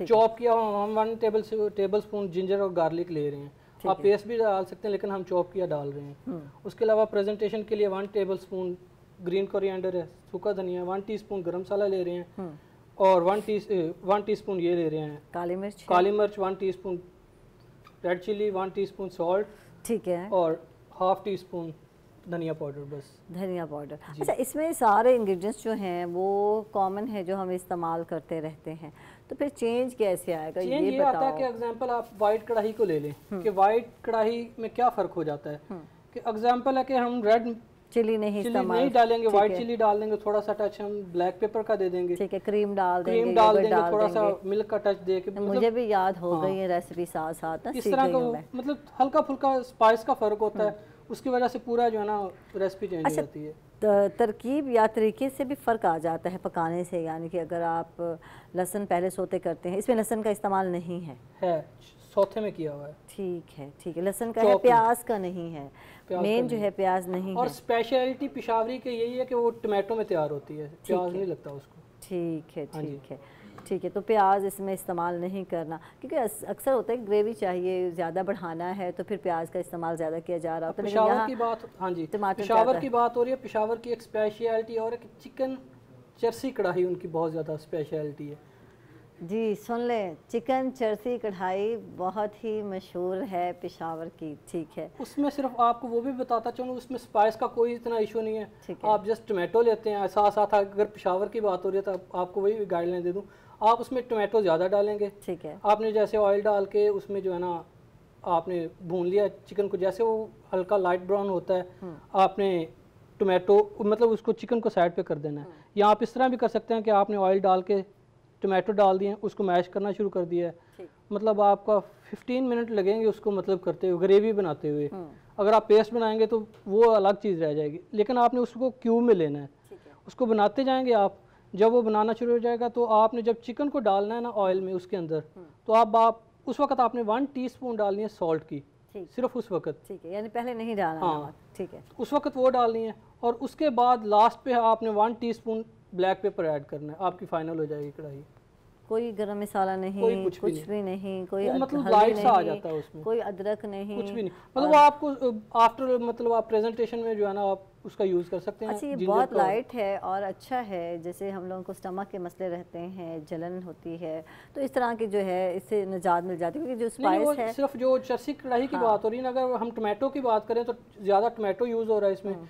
टमाटो टेस्ट को जो है ना अरोमा लेके आता है, थोड़ा सा जो है ना तीखापन लेके आता है, टेस्टी सा जैसे खट्टापन लेके आता है। ठीक है, आप स्टार्ट लें और हम लोग जा रहे हैं अपने प्रोग्राम को मज़ीद स्टार्ट करते हैं। हमारे साथ जनाब बिल्कुल उलमा कराम मौजूद हैं, और आज क्योंकि जुमा भी है, जुमतुल विदा भी है, इनसे बात करते हैं। हमारे साथ हैं डॉक्टर इकराम हुरैरी साहब। अकरम हुरैरी साहब, आपको खुश आमदीद कहेंगे, कैसे हैं आप, और जुमा मुबारक हो आपको। जैसा कि आज जुम्मतुल मुबारक का दिन है, और ये इस लिहाज से भी अहमियत के हामिल है कि रमज़ानुल मुबारक के बाबरकत अय्याम जो है वो हमारे यहाँ गुज़र रहे हैं, और उनका जो है वो आखिरी जो है वो जुम्मा है। बिल्कुल बिल्कुल। इस हवाले से हमारे यहाँ काफ़ी जोश व खरोश पाया जाता है, क्योंकि जुम्मतुल मुबारक की हैसियत मुसलमानों में एक नुमाया हैसियत रखती है, और इस हैसियत को रसूलुल्लाह सल्लल्लाहु अलैहि वसल्लम ने भी वाज़ेह फरमाया है। रसूलुल्लाह सल्लल्लाहु अलैहि वसल्लम का इरशाद मुबारक है कि जुमातुल मुबारक का दिन जो है वो अल्लाह के यहाँ सबसे ज़्यादा अज़मत वाला है। बिल्कुल। क्यों अज़मत वाला है? फरमाया कि इस लिहाज से भी अज़मत वाला है कि जहाँ जहाँ सूरज तुलू होता है वहाँ पे जो दिन चढ़ते हैं उतरते हैं उनमें जो है वो जुमातुल मुबारक का दिन अज़मत वाला है, इसलिए कि अल्लाह रब्बुल इज़्ज़त ने हज़रत आदम अलैहिस्सलाम को इसी दिन पैदा किया, उसी दिन उनको जो है वो जन्नत से निकाला और इसी दिन जो है वो कल क़यामत जो है वो कायम होगी। ठीक है, इस पे मज़ीद बात करते हैं। हमारे साथ बिल्कुल इलामा अज़ीम हुर नजवी साहब हैं, इनको भी खुश आमदीद कहेंगे। आपको जुमा बहुत बहुत मुबारक हो। और हमारे साथ ज़हरा अली भी हैं, नात ख़्वाह हैं, इनको भी जनाब जुमा बहुत बहुत मुबारक हो। कैसी हैं ज़हरा? ज़हरा, आज 28वां रोज़ा हो गया और ख़वातीन का तो देखो बाज़ारों में रश नज़र आ रहा है, तो तुम्हारी भी तैयारी हो गई ईद की? मैंने तो पहले तैयारी कर ली थी। अच्छा, एडवांस में कर? बाज़ार तो बंद थे, कहाँ की ज़ारा ने? नहीं, मार्केट्स खुली थी। अच्छा, मार्केट्स खुली थी, शटल डाउन था, जाके ज़ारा ने भी शॉपिंग कर ली? बस कुछ दिन पहले शॉपिंग कर ली, इसी वजह से कि क्योंकि अब बहुत ज़्यादा रश है और इस रश में तो आप नहीं जा सकते। बिल्कुल बिल्कुल, इस रश में नहीं जा और सकते। इंसान को अपना ख्याल खुद करना चाहिए। जैसे कि हम लोगों को पता है कि कोरोना चल रहा है और लोग जो हैं वो मार्केट्स में जा रहे हैं, इतना रश है जैसे मतलब बहुत ज़्यादा आप नहीं जा सकते वहाँ पे मार्केट बिल्कुल में। बिल्कुल। तो अच्छा है, ज़ाहरा ने पहले शॉपिंग कर ली है और अब तसल्ली से हमारे शो में बैठी है। बिल्कुल बिल्कुल। अब कोई वो टेंशन नहीं है, ये चीज़ लेनी है, वो चीज़ लेनी है। तो थैंक यू ज़ाहरा, आप तशरीफ़ लाएँ। और यकीनन ज़ाहरा का जो अंदाज़ है कलाम पढ़ने का, एक मुनफरिद अंदाज़ है, आपसे कलाम भी सुनेंगे। और अब हम बात कर रहे हैं क्योंकि जुमा है और जुमतुल विदा है, और वैसे तो जो है अगर 7 दिन की बात करते हैं हफ्ते के, तो जुमा का जो दिन है उसको बहुत ज़्यादा फ़ोकियत है, अहमियत हासिल है।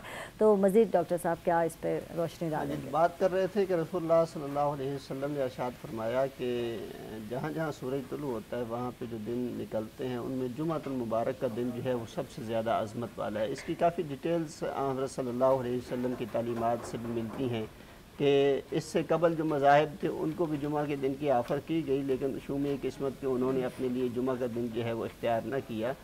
तो एक रवायत में रसूलुल्लाह सल्लल्लाहु अलैहि वसल्लम ये भी इरशाद फरमाते हैं कि आज़मुहा इंदल्लाहि, अल्लाह के यहाँ जो जुमा का दिन है वो सबसे ज़्यादा अज़मत वाला है। यहाँ तक कि हदीस मुबारका में अल्फाज इस्तेमाल किए गए कि ईद उल अज़हा और ईद उल फ़ितर से भी ज़्यादा जो है ये अज़मत वाला दिन है।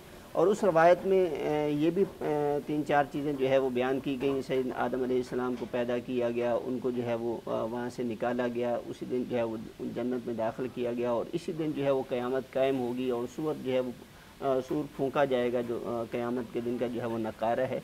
वहाँ पे ये भी इरशाद फरमाया कि क़यामत का तुलू होना भी क्योंकि जुमा वाले दिन है, इसलिए रसूलुल्लाह सल्लल्लाहु अलैहि वसल्लम ने इरशाद फरमाया कि हर एक सवाए इंसानों के और जिन्नों के जुमा के दिन जब भी तुलू होता है तो अल्लाह रब्बुल इज़्ज़त से डरते हैं कि शायद क़यामत का दिन जो है वो कायम ना होने वाला हो। तो इस लिहाज से भी जुमा के दिन की एक अज़मत जो है वो बुलंद होती है। तो आप सल्लल्लाहु अलैहि वसल्लम इस दिन एक तालीम का एहतमाम फरमाते हैं, जबकि आम दिनों में नहीं होता। और तालीम की हैसियत क्या है, मैं ज़रा पस मंज़र में इसलिए बात कर रहा हूँ ताकि जुमा के दिन की अहमियत को यहाँ पे जो है वो वाज़ेह किया जा सके कि रसूलुल्लाह सल्लल्लाहु अलैहि वसल्लम इरशाद फरमाते हैं कि जिसने किसी को एक बात जो है वो सिखला दी और वो अच्छी बात पे जो है वो अमल करने लग जाता है, मन दल्ला अला खैरिन फहुव कफ़ाइलिही, फरमाया उसकी सीखी हुई बात पे जो आदमी जो है वो अमल करता है उसको भी उतना ही अजर मिलता है जितना कि एक सिखाने वाले ने अमल किया और उसे जो है वो अजर और सवाब मिला। तो यहाँ पे भी एक तालीम का जो है वो एहतमाम होता है। रसूलुल्लाह सल्लल्लाहु अलैहि वसल्लम ने मुसलमानों का इज्तिमा किया, मस्जिद में आते हैं, नमाज अदा करते हैं और वो ज़ोहर की नमाज जो है वो जो 4 रकते होती हैं वो 2 रकतों में तब्दील हो जाती हैं और आसानी के लिए कि जो उन्होंने वाज़ व नसीहत सुना होता है उसके एवज़ जो है वो 2 रकतें कम पढ़ते हैं और वो 2 रकतें जो है वो सुनते हैं और उस पर मज़ीद बात करते हैं। माज़िद के साथ वक्त हो गया छोटे से नाज़रीन वक्फे का, कहीं मत जाइएगा, हमारे साथ रहिएगा। रमज़ान मेहरबान।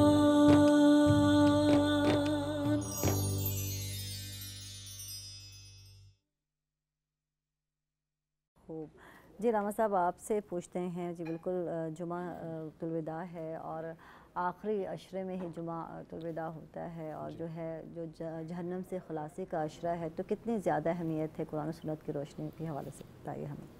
औज़ु बिल्लाहि मिनश शैतानिर रजीम, बिस्मिल्लाहिर रहमानिर रहीम। माह रमज़ान का आखिरी जुमा जो है वो अपने अंदर कई मुनासबतें लेकर आया। एक तो ये है कि ख़ुद जुमा है, इसको सैयदुल अय्याम कहा गया, यानी हर चीज़ का कोई ना कोई सरदार होता है। कहा दिनों का सरदार जो है वो यौम जुमा है। बेशक जुमा के दिन जो है उसकी फजीलत में जैसा कि अहादीस में मिलता है कि जैसे ईद उल फितर ईद है, ईद उल ज़ुहा ईद है, कहा कि जुमा यौम जुमा ये भी ईद है। यानी अहादीस में दो ईदों के साथ साथ इसको भी यौम ईद करार दिया गया। इसकी फजीलत और अज़मत में इसलिए ख़ास एहतमाम करार दिया गया है कि मसलन जुमा के दिन जो है इंसान गौसल करे।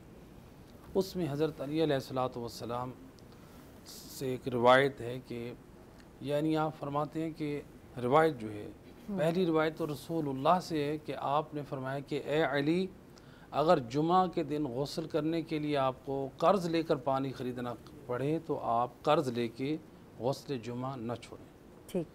और हज़रत अली अलैहिस्सलाम से ये भी रिवायत है कि आपने गौसल जुमा, यानी आजिज़ है वो शख्स जो गौसल जुमा नहीं करता, इस तरह से रिवायत यानी आपसे मनकूल है। उलमा बयान करते हैं कि जो शख्स 40 जुमा को गौसल जुमा करे तो अल्लाह सुब्हानहू व तआला इस गौसल की बरकत से ये उसको करामत अता करेगा कि कब्र जो है उसकी बॉडी को नहीं खाएगी, उसका बदन जो है वो गलने और सड़ने से महफूज रहेगी। ये अल्लाह ताला यानी कि एक खुशनुदी के लिए उसने गौसल किया है तो परवरदिगार ने किया।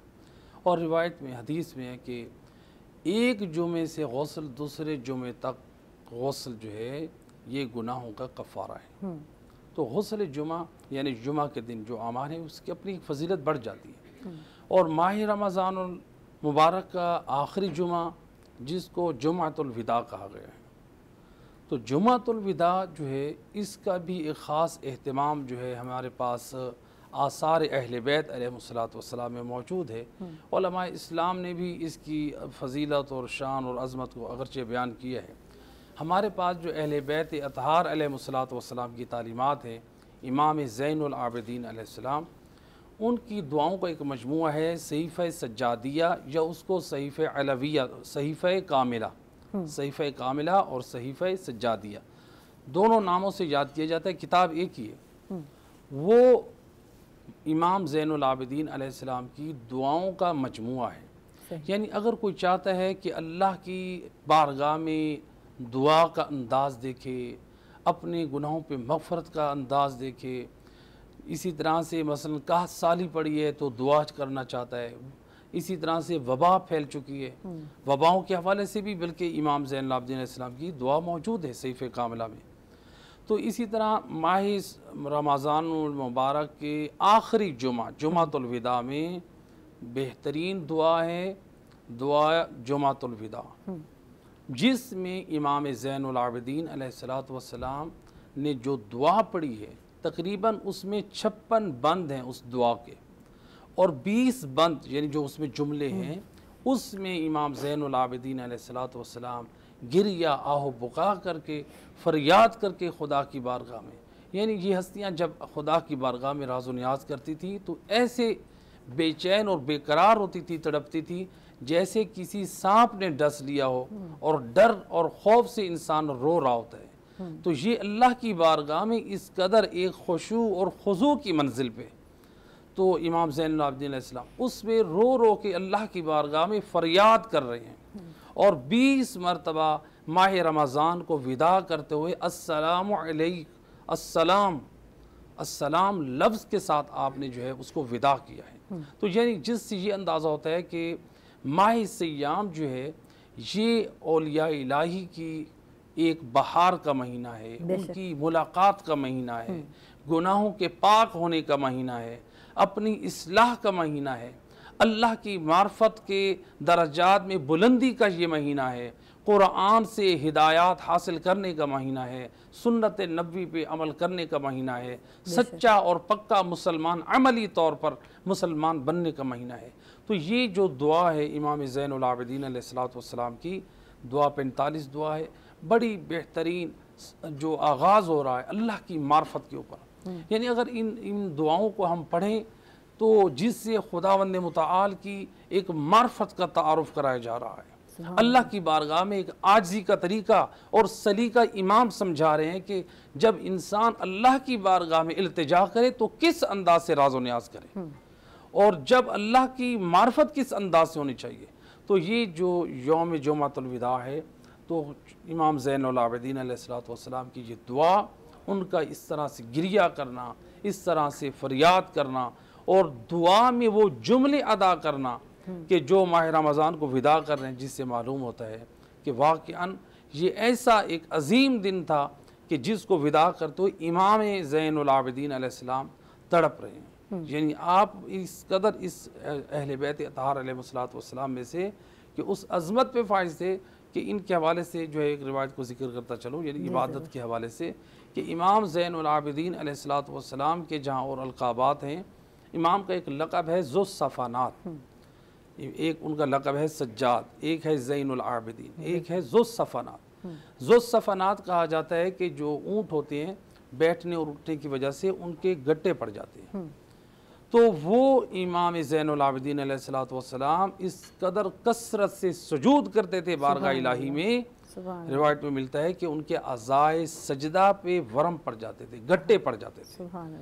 रिवायत के जुमले हैं कि हर 6 माह बाद इमाम ज़ैनुल आबिदीन अलैहिस्सलाम ये 6 माह बाद उन अज़ाए सजदा को कटवाते थे, काटते थे, और वो अपनी कनीज़ों को देते थे, उनके कफन के साथ रखा जाए।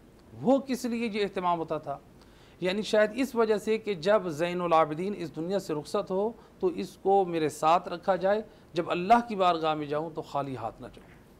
तो यानी औलिया इलाही का किरदार देखें, यानी किस तरह अल्लाह की बारगाह में जाने की अमली तैयारी दुनिया वालों को समझा। वाह जी, इस पर मज़ीद बात करते हैं। नाज़रीन, हम लोग जा रहे हैं एक छोटे से वक्फे पर, कहीं मत जाइएगा, हमारे साथ रहिएगा। रमज़ान मेहरबान।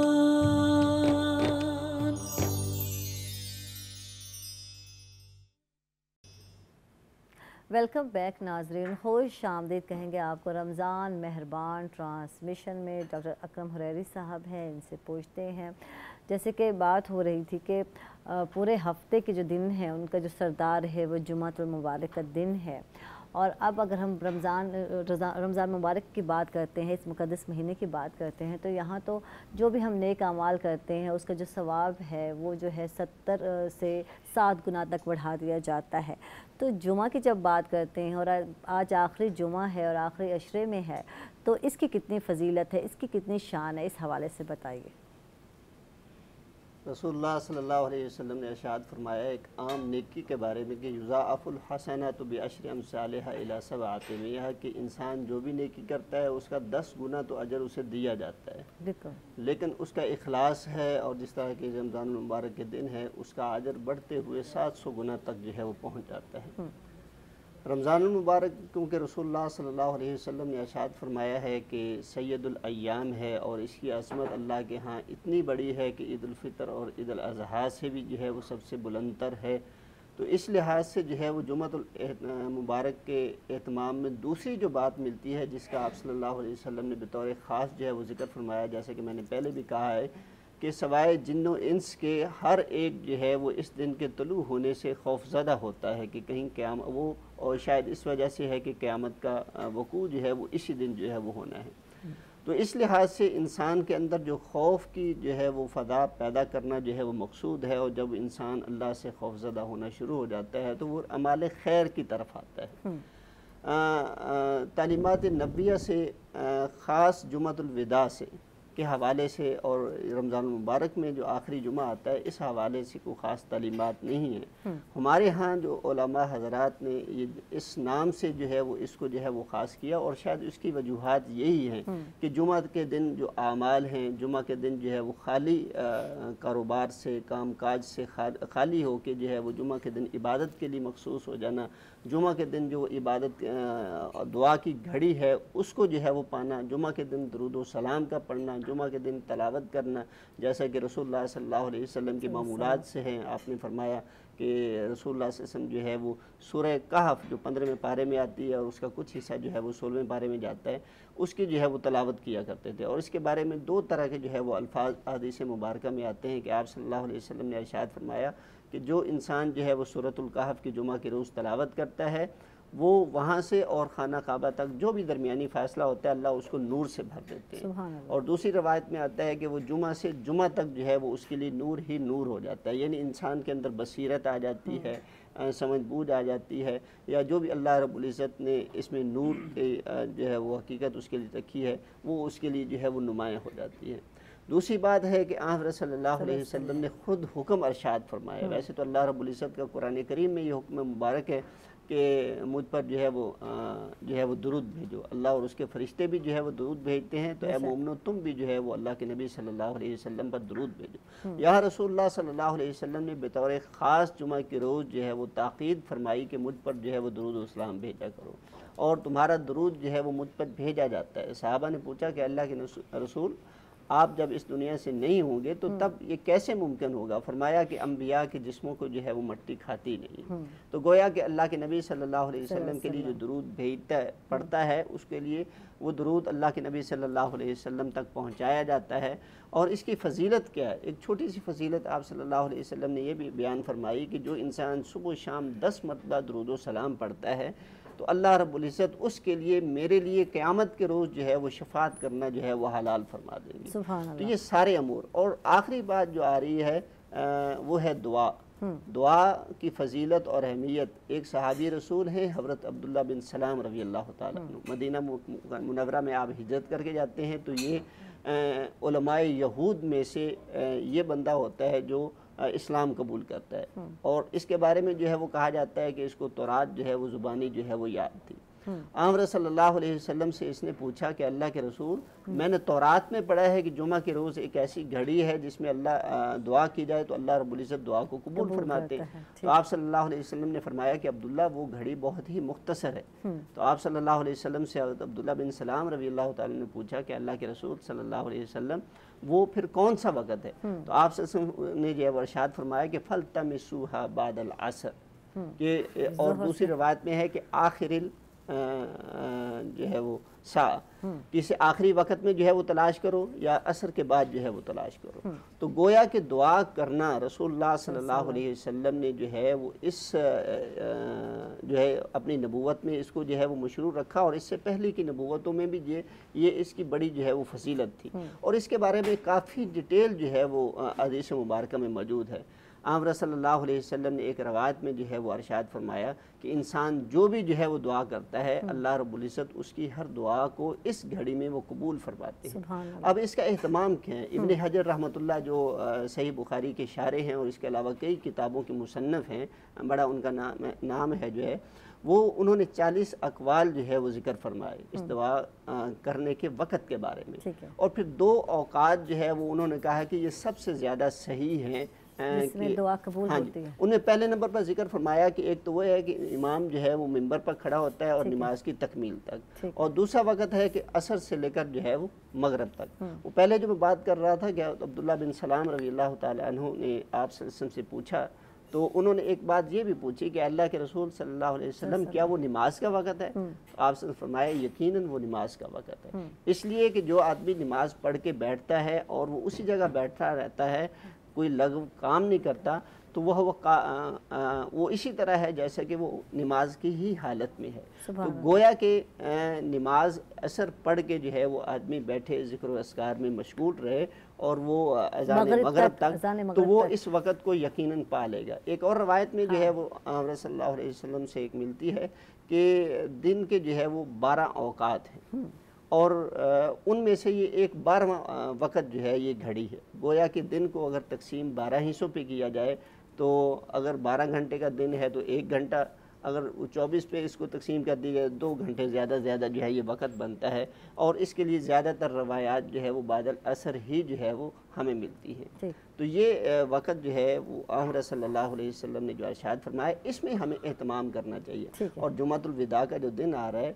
बिलखसूस हमें जो है जुमा वाले दिन जो है, जैसे आज का दिन गुजर रहा है और अभी जो बकिया जो है वो वक़्त बाकी है, हमें बावुज़ू होकर जो है वो एक जगह बैठें। अगर असर की नमाज़ हमने नहीं पढ़ी तो हम पढ़ लें और अपनी जगह पे बैठ के अपने गुनाहों की माफ़ी मांगे, इस्तिग़फ़ार करें, और जो भी हमारे मन की जो है वो मुराद है वो अल्लाह रब्बुल इज़्ज़त जो है वो पूरी करें इंशाअल्लाह। और एक चीज़ का मैं इजाफ़ा करूँगा और अपनी बात जो है वो ख़त्म करता हूँ।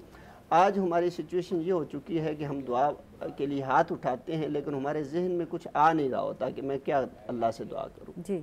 तो ऐसी सूरत ये है, उसके लिए आक़ा सल्लल्लाहु अलैहि वसल्लम की 2 तरह की जो है वो रवायत मिलती हैं। एक तो ये है कि आप सल्लल्लाहु अलैहि वसल्लम ने फरमाया कि जो आदमी तिलावत कुरान करता है और कुरान की तिलावत उसे मशगूल रखती है और वो अल्लाह से दुआ जो है वो नहीं कर सकता, तो अल्लाह रब्बुल इज़्ज़त उसकी दिल की मुरादों को जो है वो पूरा फरमा देते हैं खुद ब खुद। और दूसरा ये है कि आप सल्लल्लाहु अलैहि वसल्लम ने यह इरशाद फरमाया कि जो आदमी मुझ पर दुआ मांगने जो है वो बैठता है और मुझ पर दुरूद ही भेजता रहता है, तो अल्लाह ताला तब भी उसकी जो है वो दिल की मुरादें जो है वो पूरी फरमा देते हैं। लेकिन मांगना तो ज़रूरी है, यानी कि ज़बान से ज़रूरी है, लेकिन करना ज़रूरी है। ये कहना कि अल्लाह ताला तो हमारे दिल के हाल जानता है, कि अल्लाह ताला को मांगना पसंद है। ये हदीस मुबारक है कि हम हाथ उठाते हैं वो चीज़ नहीं मांग सकते, बाज़ औक़ात इरादा करके मांगते हैं, हाथ उठाते हैं, लेकिन फिर जो है वो उस अंदाज से जो है वो नहीं मांग सकते। ठीक। तो तलावत में अगर मशगूल रहा जाए, नबी सल्लल्लाहु अलैहि वसल्लम पर कसरत से दुरूद भेजा जाए, तो अल्लाह दिल की मुरादों को जो है वो इंशाअल्लाह पूरी करते। इससे मज़ीद बात करते हैं,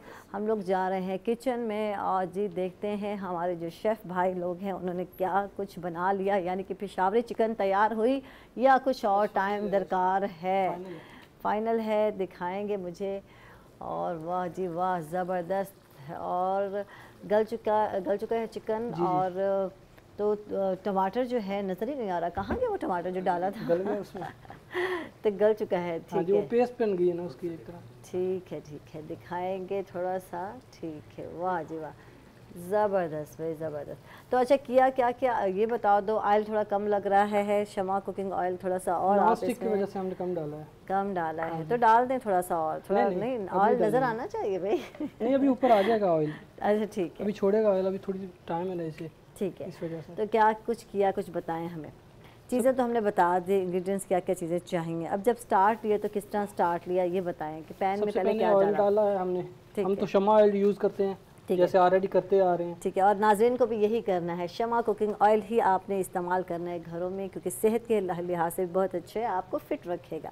ठीक है, उसके बाद हमने चिकन को डाल के इसमें फ्राई करना शुरू कर दिया है। ठीक है, फ्राई करने के दौरान हमने हल्का सा जो है ना, जैसे मैंने बताया था कि 1 टीस्पून आपने नमक यूज़ करना है, नमक डाल देना है साथ में। ठीक है, डालने के बाद जब वो हल्का लाइट ब्राउन हो जाता है तो उसके बाद आपने जो है ना ये डालना है धनिया पाउडर। ठीक है, धनिया पाउडर डालने के बाद फिर आपने जो है ना टमाटो डाल देना है। टमाटो डाल के आपने 10 मिनट्स के लिए उसको जो है ना कवर कर देना है। ठीक है, जब 10 मिनट्स के बाद आप कवर से हटाएंगे तो वो पेस्ट बन चुकी होगी टमाटो की। ठीक है, तो बिल्कुल गल चुका होगा। अच्छा, अक्सर जब हम बात कर रहे होते हैं तो शेफ़ जैसे हमारे साथ भाई आते रहे हैं तो टमाटर की प्यूरी बना लें, इस तरह आके आप लोगों ने भी कुछ खानों में बनाया है, तो वो अगर वो बना लें तो वो बेहतर है या नहीं है, या इस तरह से? नहीं, वो भी बेस्ट है, लेकिन जो है ना इसमें जो है ना ये टमाटो प्यूरी एक अलग चीज़ होती है। टमाटो प्यूरी को हम पानी में टमाटो को डाल के बॉयल कर लेते हैं, फिर उसका ऊपर से छिलका उतारते हैं। इसका छिलका इसके अंदर ही है।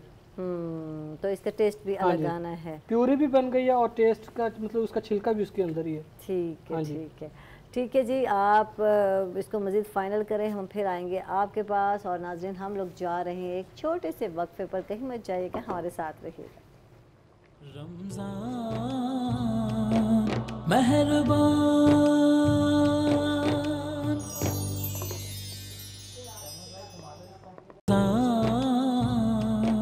मेहरबान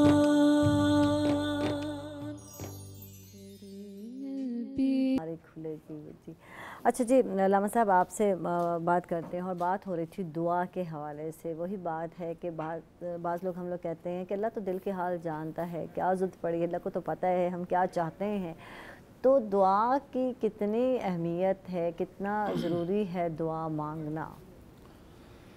जी, दुआ के हवाले से जैसा कि जनाब ज़िक्र कर रहे थे कि रसूलुल्लाह की रिवायत है कि अगर जो है मसलन दुआ ना मांगी जाए, मसलन दरूद और कुरान पढ़ा जाए तो उसकी हाजत पूरी हो जाती है। बिल्कुल। तो इससे ये इस्तिफ़ादा हो सकता है कि यानी ये समझा जा सकता है, जवाब एक ये दिया जा सकता है कि यानी वो रसूलुल्लाह की ज़ात पे सलावात भेज रहा है, कुरान पढ़ रहा है, तो अल्लाह को उसका अमल इतना पसंद आया है, उस अमल की बरकत से अल्लाह उसके दिल की मुराद को पूरा कर रहा है। सुभान अल्लाह। वरना दुआ की भी ज़रूरत है, खुद रिवायात में अहादीस में मौजूद है। हज़रत अली अलैहिस्सलाम से रिवायत है कि तुम्हारे बड़े से बड़े काम जो है अल्लाह जब इंजाम देता है तो छोटे कामों के लिए भी तुम अल्लाह की बारगाह में इल्तिजा करो, दुआ ज़रूरी है। बाज़ रिवायात में नकल हुई रिवायात में कि किसी ने आकर पूछा हज़रत अली अलैहिस्सलाम से कि या अबुल हसन, जब अल्लाह ताला ने हमारी तकदीर लिख दी है, हमें बेटा मिलना है, हमने हज करना है, हमें क्या रिस्क मिलना है, हमें क्या ऐश व आराम मिलना है, सेहत व सुकून, तो फिर हमें दुआ की क्या ज़रूरत है। बिल्कुल। तो बड़ा हसीन और जमील जवाब दिया। आपने फरमाया कि रिवायत के जुमले हैं जो नकल हुई है कि हो सकता है कि अल्लाह ने तकदीर में ये लिख दिया हो कि मेरा बंदा मुझसे मांगेगा तो तब मैं उसे अता करूँगा। तो यानी तकदीर में फ़र्जंद लिखा है, लेकिन शर्त लगा दी है कि ये मुझसे तलब करेगा तो मैं इसे बेटा दूंगा, ठीक, ये मुझसे रिज़्क मांगेगा तो मैं इसे रिज़्क अता करूँगा, ये हज की सआदत की तौफीक की दुआ करेगा तो मैं इसे हज के शर्फ के लिए। तो दुआ की बहुत अहमियत है। अद्दुआ सलाहुल मोमिन, मोमिन का एक बेहतरीन असला करार दिया गया है। दुआ ख़ुद इस्लाम में एक बहुत बड़ी इबादत है। यानी हम तमाम अम्बिया की सीरत को देखें और कुरान करीम में देखें तो तमाम अम्बियाओं ने मुश्किल घड़ी में अपने रब से जो है वो दुआ की है। तो दुआ जो है वो होनी भी अल्लाह के हजूर होनी चाहिए, बेशक। तो अल्लाह के हजूर दुआ होनी चाहिए। लेकिन अगर बात जैसा कि हदीस में मिलता है कि वो मोहम्मद व आले मोहम्मद के ऊपर सलावात भेजी जाए, या मसलन अल्लाह को उसके अम्बिया के हक़ का वास्ता दिया जाए, उसकी कुतब का वास्ता दिया जाए, या इस तरह से उसके औलिया के हक़ का वास्ता दिया जाए, तो इसमें जो है वो अल्लाह सुब्हानहू व तआला से एक किस्म की सिफारिश है। उसके अम्बिया, उसके औलिया, कुतब इलाही, काबे का वास्ता देना, तो ये सारी चीज़ें। ठीक है। अच्छा तो, जी जी बिल्कुल जी। तो यहाँ दुआ के बाद जो है, चूँकि जुमा की हमारी बात हो रही थी पहले, तो जुम के हवाले से गुफ्तगू कर दूँ। यौम जुमा यानी जुमातुल विदा जो माह रमज़ान का आखिरी जुमा है, इसमें एक और चीज़ जो है, यौम आखिरी जुमा को यौमुल क़ुद्स का नाम भी दिया गया है। यौमुल क़ुद्स ये सन 1948 में क़ुद्स को यानी फ़लस्तीन को यहूदियों ने जो है वो उसको अपने कब्ज़े में लिया। तो चूँकि मुसलमानों की तहरीक उस वक्त खड़ी हो गई थी, तमाम मुसलमान मकातब फ़िक्र जिसमें अहले सुन्नत, अहले तशय्युअ जितने भी थे, सब कि ये मुसलमानों की सरज़मीन है और ये बैतुल मुक़द्दस ये मुसलमानों का ये क़िबला अव्वल है, तो लिहाजा ये उनको हक़ हासिल नहीं है कि ये हमारे कब्ज़े। चूँकि फ़लस्तीन में सन 1947 में तकरीबन जो है वो 6000 या इससे थोड़ा पहले, 1-2 साल पहले, सन जो है बल्कि 18 इश्तिबा हो गया मुझे, सन 18 में यानी तकरीबन 100 साल और 120 साल हो रहे हैं। बिल्कुल। तो उस वक्त यानी सन 18 सन में जो बयान किया गया कि उस वक्त फ़लस्तीन में 6700 फ़कत यहूद आबाद थे। बाद में एक साजिश के तहत यहूदियों को वहाँ पर आबाद किया गया और जिनकी तादाद बढ़ती गई। सन 1948 में बैतुल मुक़द्दस और फ़लस्तीन को उन्होंने कंट्रोल में लिया और वहाँ पर मुसलमानों में बगैर बिला तफरीक, वहाँ पर तो चूँकि अहले सुन्नत मसलक से ज़्यादा जो मुसलमान थे वहाँ पर आबाद थे, तो वहाँ पर शिया मज़हब के उलमा भी खड़े हो गए कि नहीं, ये जो है सरज़मीन ये मुसलमानों की है। ठीक। तो इसलिए ये जो है इसके बारे में फिर इमाम ख़ुमैनी जो बानी इनक़िलाब ईरान है, उन्होंने एक आवाज़ बुलंद की, एक तहरीक को खड़ा किया कि ये क़िबला अव्वल जो बैतुल मुक़द्दस है ये मुसलमानों का हक़ है, यहाँ पर मुसलमानों की हुर्रियत है, यहाँ पर किसी को हक़ हासिल नहीं है। तो लिहाजा उन्होंने कहा कि जितने भी मुसलमान हैं जो दायरा इस्लाम में हैं, जो तमाम जितने फ़िरके हैं, उन सब को मुत्तहिद और वहदत के साथ ये इस्लाम की नुसरत के लिए आवाज़ बुलंद करनी होगी। तो उस दिन को यौमुल क़ुद्स से नाम दिया गया कि ये हमारा क़िबला अव्वल है, इसको आज़ाद होना चाहिए। तो लिहाजा इसीलिए इमाम खुमैनी ने अपने खुतबे में उस वक्त कहा था कि इसराइल को सफ़े हस्ती से मिट जाना चाहिए। इस पर मज़ीद बात करते हैं नाज़रीन, वक्त हो गया एक छोटे से वक्फे का, कहीं मत जाइएगा, हमारे साथ रहिएगा। मेहरबान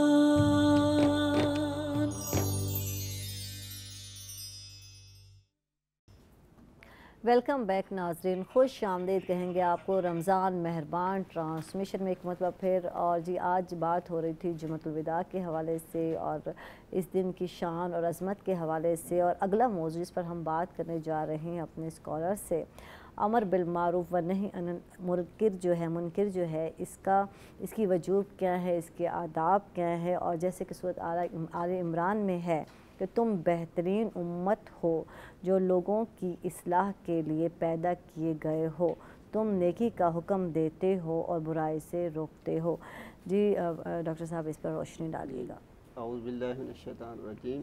जो अभी आप तर्जुमा पेश कर रही थी, कुरान करीम के आयात हैं, कुंतुम खैर उम्मतिन उखरिजत लिन्नास तामुरून बिल मारूफ व तनहौना अनिल मुनकर व तुमिनून बिल्लाह। यहाँ पे आमर सल्लल्लाहु अलैहि वसल्लम को अल्लाह करीम ने इरशाद फरमाया आपकी उम्मत समेत मुखातब करके कि तुम बेहतरीन जो है वो उम्मत हो।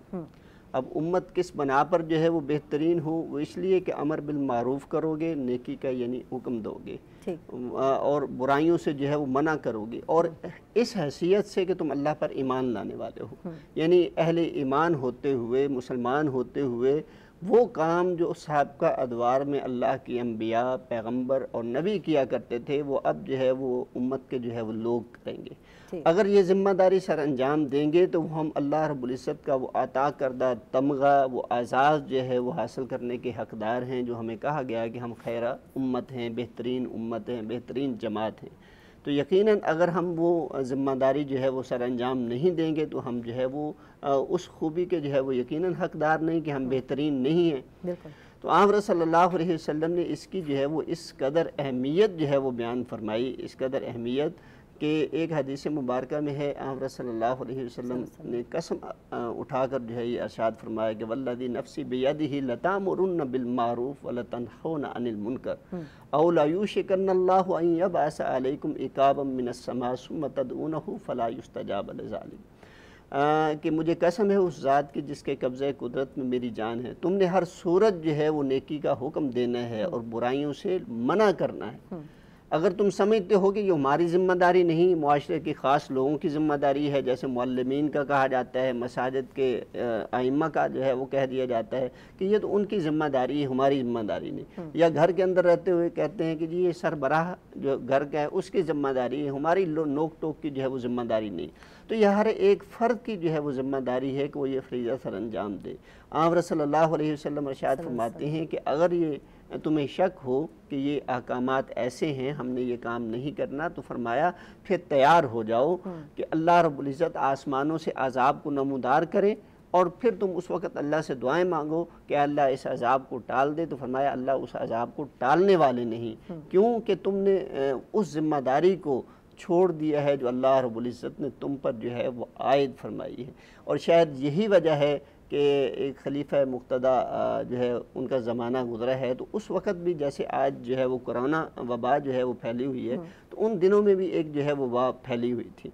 इब्न कसीर रहमतुल्लाह जो है वो अपनी अलबदाया में जो है वो लिखते हैं कि सूरत हाल ये हो गई कि इंसानों के साथ साथ जानवर भी मरने लग गए और दरख्तों के पत्ते जो है वो अपना बोझ उठाने से जो है वो कासर आ गए।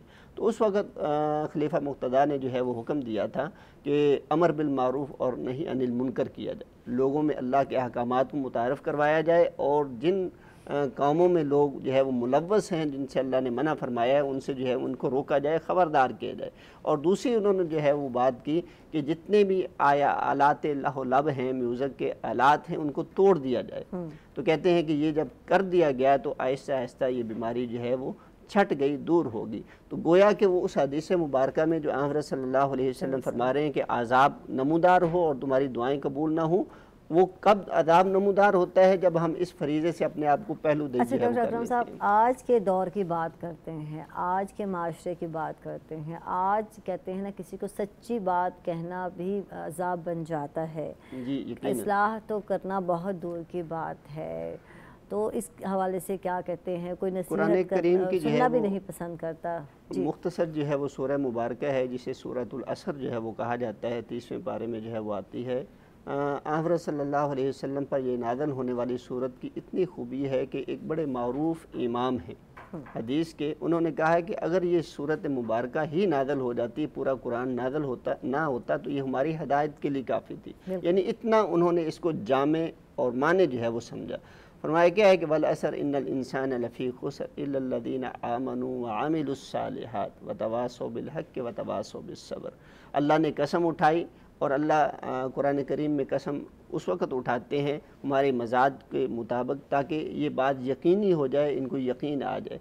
तो फरमाया कि इंसान खसारे में है, और वो लोग खसारे में नहीं जो ईमान लाते हैं, ईमान के तकाज़ों को पूरा करते हुए अमल साले इख्तियार करते हैं, और इसके बाद जो है वो ईमान जो लाए हैं और जो अमल साले वो ख़ुद सीख चुके हैं, वही जो है वो दूसरों को सिखाते हैं। यानी तीसरी शर्त जो है वो यहाँ पे ये रख दी कि वो दूसरों को सिखाते हैं। और अगली बात और आखिरी बात इस सूरह मुबारक में इरशाद फरमाई व तवासौ बिल हक़्क़ि व तवासौ बिस्सब्र, वो सब्र करते हैं। अब यहाँ पे अगर हम जो मुबल्लग नहीं है वो शायद ये बात ना समझ सके कि ईमान लाना, आगे फैलाना, और उसके बाद सब्र की जो है वो तलकीन की गई है।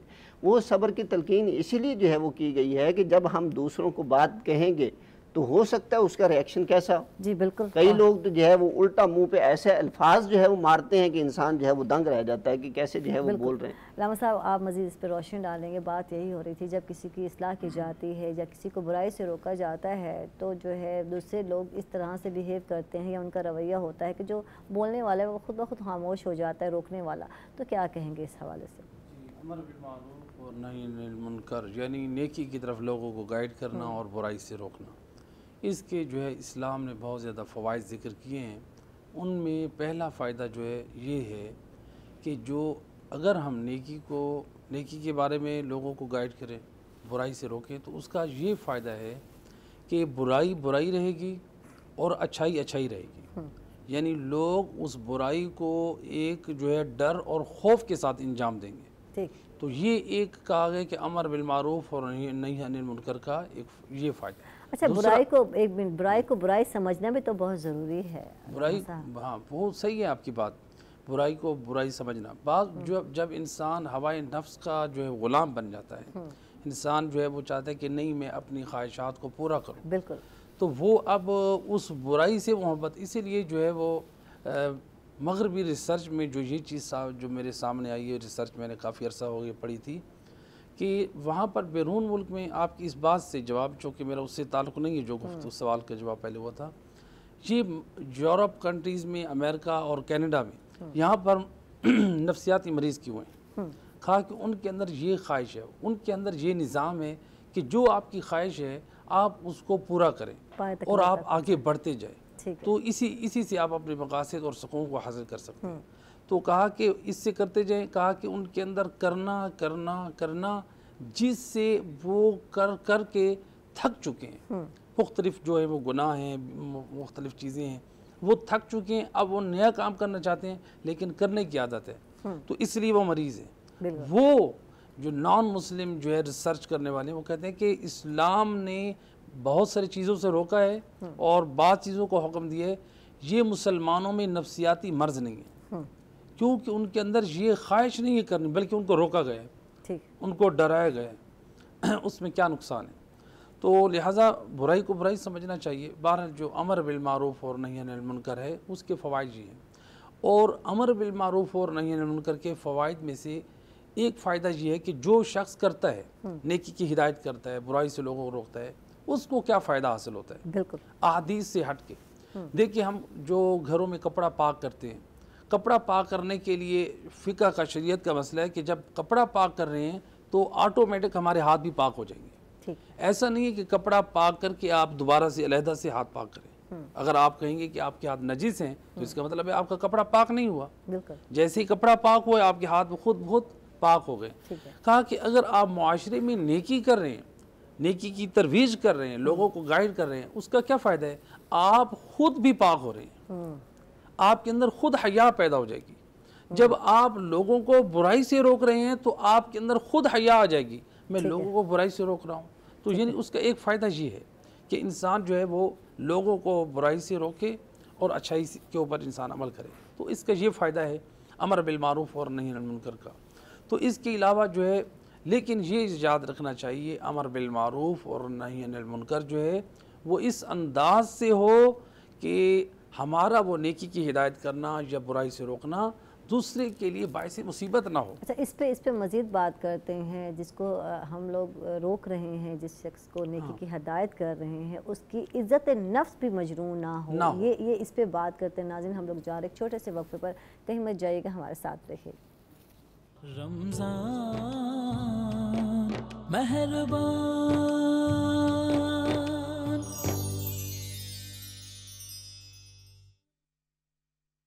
आपसे बात हो रही थी और बात कर रहे थे कि जब किसी को नेकी की तरवीज की जाए या हिदायत की जाए तो हम करने वाले का रवैया जो है वो कैसा होना चाहिए, अंदाज़ बयां कैसा होना चाहिए। कुरान करीम ने बेहतरीन अंदाज से हमें हिदायत फरमाई है कि आप किस तरह से लोगों को नेकी की तरफ या लोगों को जो है आप गाइड करें। अल्लाह ताला कुरान करीम में हज़रत मूसा और हज़रत हारून से फरमा रहा है, एज़हबा इला फ़िरऔन इन्नहु तग़ा, ए मूसा और हारून आप दोनों फ़िरऔन के पास जाएं, वो सरकश हो चुका है। वक़ूला लहू क़ौलन लय्यना, लेकिन आप लोग उसके पास जाएं नेकी की तरफ हिदायत के लिए और बुराई से रोकने के लिए, यानी आपने अमर बिल मारूफ और नही अनिल मुनकर करना है। लेकिन याद रखें अल्लाह ताला अपने नबियों को कह रहा है, क़ूला लहू क़ौलन लय्यना, उससे नरम लहजे में बात कीजिएगा। बिल्कुल। और फिर फरमाया लअल्लहु यतज़क्कर औ यख्शा, यानी शायद के उम्मीद है कि वो नसीहत पकड़ ले या उसका दिल जो है खौफ खुदा से खाशी हो जाए। तो अब यहाँ पर देखिए एक मुलाहिज़ा करें, अल्लाह अपने नबियों को कह रहा है कि तुम फ़िरऔन, आज हमारे यहाँ कोई ज़रा मिजाज का उखड़ा हुआ हो तो हम कहते हैं ये फ़िरऔन है, तो जो हकीकत में फ़िरऔन है अल्लाह उसकी तरफ भेज रहा है अब दो नबियों को और कह रहा है कि ख़बरदार, यानी उसकी तरफ आप जाएं तो नरम लहजे में बात करें। ठीक है। तो फ़िरऔन जैसा उखड़े हुए मिजाज वाला इंसान के लिए अल्लाह हिदायत कर रहा है कि नरम लहजे में बात करनी है। तो जो उम्मत रसूल के अफराद हैं, रसूलुल्लाह का कलमा पढ़ने वाले हैं, जिनके अंदर दीन की मोहब्बत है, उनको तो अशद ज़रूरत है कि हम उनको नरम लहजे से, उनको मोहब्बत से उनकी हम हिदायत करें। तो यहाँ पर एक और नुक्ते की तरफ मैं इशारा कर दूँ कि देखिए अब यहाँ पर नरम लहजे की बात क्यों की है, लेकिन फ़िरऔन ने तो हिदायत हासिल नहीं की। बिल्कुल एतराज़ लाजिम आ सकता है और उसका दिल भी खाशे नहीं हुआ, ना ही उसने नसीहत हासिल की। जबकि अल्लाह सुब्हानहू व तआला क्या फरमा रहा है कि आप फ़िरऔन के पास जाएं और उसको जो है नेकी की तरफ गाइड करें, शायद कि वो नसीहत हासिल कर ले या उसका दिल खाश हो जाए। तो फिर या अल्लाह सवाल होता है कि फिर यहाँ पर तो उसको फ़ायदा हासिल नहीं हो रहा है। बिल्कुल। तो यहाँ पर ये जवाब दिया जा सकता है। एक जवाब ये है कि यानी अल्लाह सुब्हानहू व तआला ये सब जानना चाह रहा है कि तुम्हारा अंदाज लोगों की हिदायत में नरम लहजा होना चाहिए। बिल्कुल। उसमें असर ये है कि सामने वाला नसीहत भी हासिल कर सकता है, उसके दिल में खौफ भी आ सकता है। अगर वो एक्सेप्ट नहीं कर रहा सामने वाला, ये उसकी बदनसीबी और बदबख्ती है। ठीक है, उस कलाम में असर है। ठीक है। डॉक्टर अकरम साहब, आप क्या कहेंगे और शॉर्ट मैसेज क्या जाएगा आज के दिन? एक तो ये बात है कि कुरान करीम में भी मुख्तलिफ़ अम्बिया के हवाले से ये जुमला मिलता है आयत मुबारक कि वमा अलैया इल्लल बलाग। आज भी मुबल्लग जो है वो बात करता है तो वमा अलैना इल्लल बलाग, कि मेरे ज़िम्मे जो है वो फ़कत पहुँचा दे। मुबल्लग को ये तवक्को नहीं रखनी चाहिए कि जो मैं कह रहा हूँ फ़ौरन जो है वो वैसे ही हो जाए, अमल किया बल्कि जाए। ये कि पैगाम को पहुँचाना मकसूद है। ठीक है। अब इसके पहुँचाने में मौइज़तुल हसना बेहतरीन जो है वाद होना चाहिए। और सैयदना यूसुफ अलैहिस्सलाम ने जो अंदाज इख्तियार किया कि जेल में पड़े हुए कैदी उनको एक अरसा तक कोई पैगाम नहीं दिया। जब पता चला कि ये दो साहब जिनको ख्वाब आई है इनको मुझसे काम पड़ा है और इन्होंने मुझे कुछ समझा है, तो उस वक़्त जो है उनको अल्लाह का पैगाम जो है वो उनको सुनाया। तो हमें भी अल्लाह रब्बुल इज़्ज़त का पैगाम जो है वो लोगों के सामने रखते हुए और हिकमत जो है वो उसके पहलू जो है वो तलाश करने चाहिए और ये तवक्को नहीं रखनी चाहिए कि बस ये मैं कह रहा हूँ ये तब्दील हो जाए, बल्कि पैगाम को अच्छे तरीके से पहुँचा दें तो अल्लाह रब्बुल इज़्ज़त की तरफ से। थैंक यू जी, बहुत बहुत शुक्रिया इलामा साहब, तशरीफ़ फरमा थे। डॉक्टर साहब आप हमारे साथ थे। मैं किचन में जा रही हूँ और जनाब वापसी पे दुआ भी इल्तमास आपसे दुआ की भी करेंगे। और जी क्या बन चुका है लड़कों, पेशावरी चिकन रेडी हो चुकी है। वाओ ज़बरदस्त, ये देखें नाज़रीन, ये है पेशावरी चिकन और मज़े की बनी हुई है, लग रही है। और क्योंकि टेस्ट तो हम अफ्तार के टाइम ही करेंगे। तो ये क्या बनाया है ज़रा इधर मैंगो। अच्छा मैंगो आ गया मार्केट में। मैं अच्छा तो मैं बेखबर हूँ, मैं बता दूँ तो सीधी सी बात है। तो हम लोग के पास इतना टाइम ही कहाँ होता है, डेली जो है हम लोग आ रहे होते हैं यहाँ जो है अफ्तार ट्रांसमिशन कर रहे होते हैं, तो पता ही नहीं कि मार्केट में क्या है, बस घर जाते हैं जो मिल जाता है वो खा लेते हैं। निकल रहे ज़्यादातर लोग जो है ना इसी तो ये मैंगो लस्सी बनाई है, वाह जी वाह ज़बरदस्त। तो कैसे बनाई है जब बताएं। हमने इसमें से 2 टेबलस्पून शुगर ऐड की है, हल्का सा टच इसको जो है ना green coriander, sorry green cardamom जिसे हम छोटी इलायची कहते हैं उसका पाउडर यूज़ किया, हल्का सा टच, और हाफ कप इसमें योगर्ट यूज़ किया है। वाह जी वाह, बस फाइनल ज़बरदस्त, और उसको ब्लेंड कर दिया है। थैंक यू जी। ये देख रहे हैं आजकल हमने जो है नए नए तरीके आपको लस्सी बनाने के बताए हैं, रोज़ों के बाद भी आप ये लोग ट्राई कर सकते हैं। आप दोनों का बहुत बहुत शुक्रिया मुदस्सिर और आकिब, आप दोनों का बहुत बहुत शुक्रिया। और बिल्कुल डॉक्टर साहब आपसे ही इल्तमास करेंगे दुआ की, तो दुआ मंगवाएंगे जी। अल्लाहुम्मा लकल हम्दु कमा यंबग़ी लिजलाली वजहिका व अज़ीम सुल्तानिक। अल्लाहुम्मा सल्लि अला मुहम्मद व अला आलि मुहम्मद कमा सल्लैता अला इब्राहीम व अला आलि इब्राहीम इन्नका हमीदुम मजीद। ला इलाहा इल्लल्लाहु वहदहु ला शरीका लहु, लहुल मुल्कु व लहुल हम्दु व हुवा अला कुल्लि शैइन क़दीर। रब्बना आतिना फिद दुनिया हसना व फिल आखिरति हसना व क़िना अज़ाबन नार।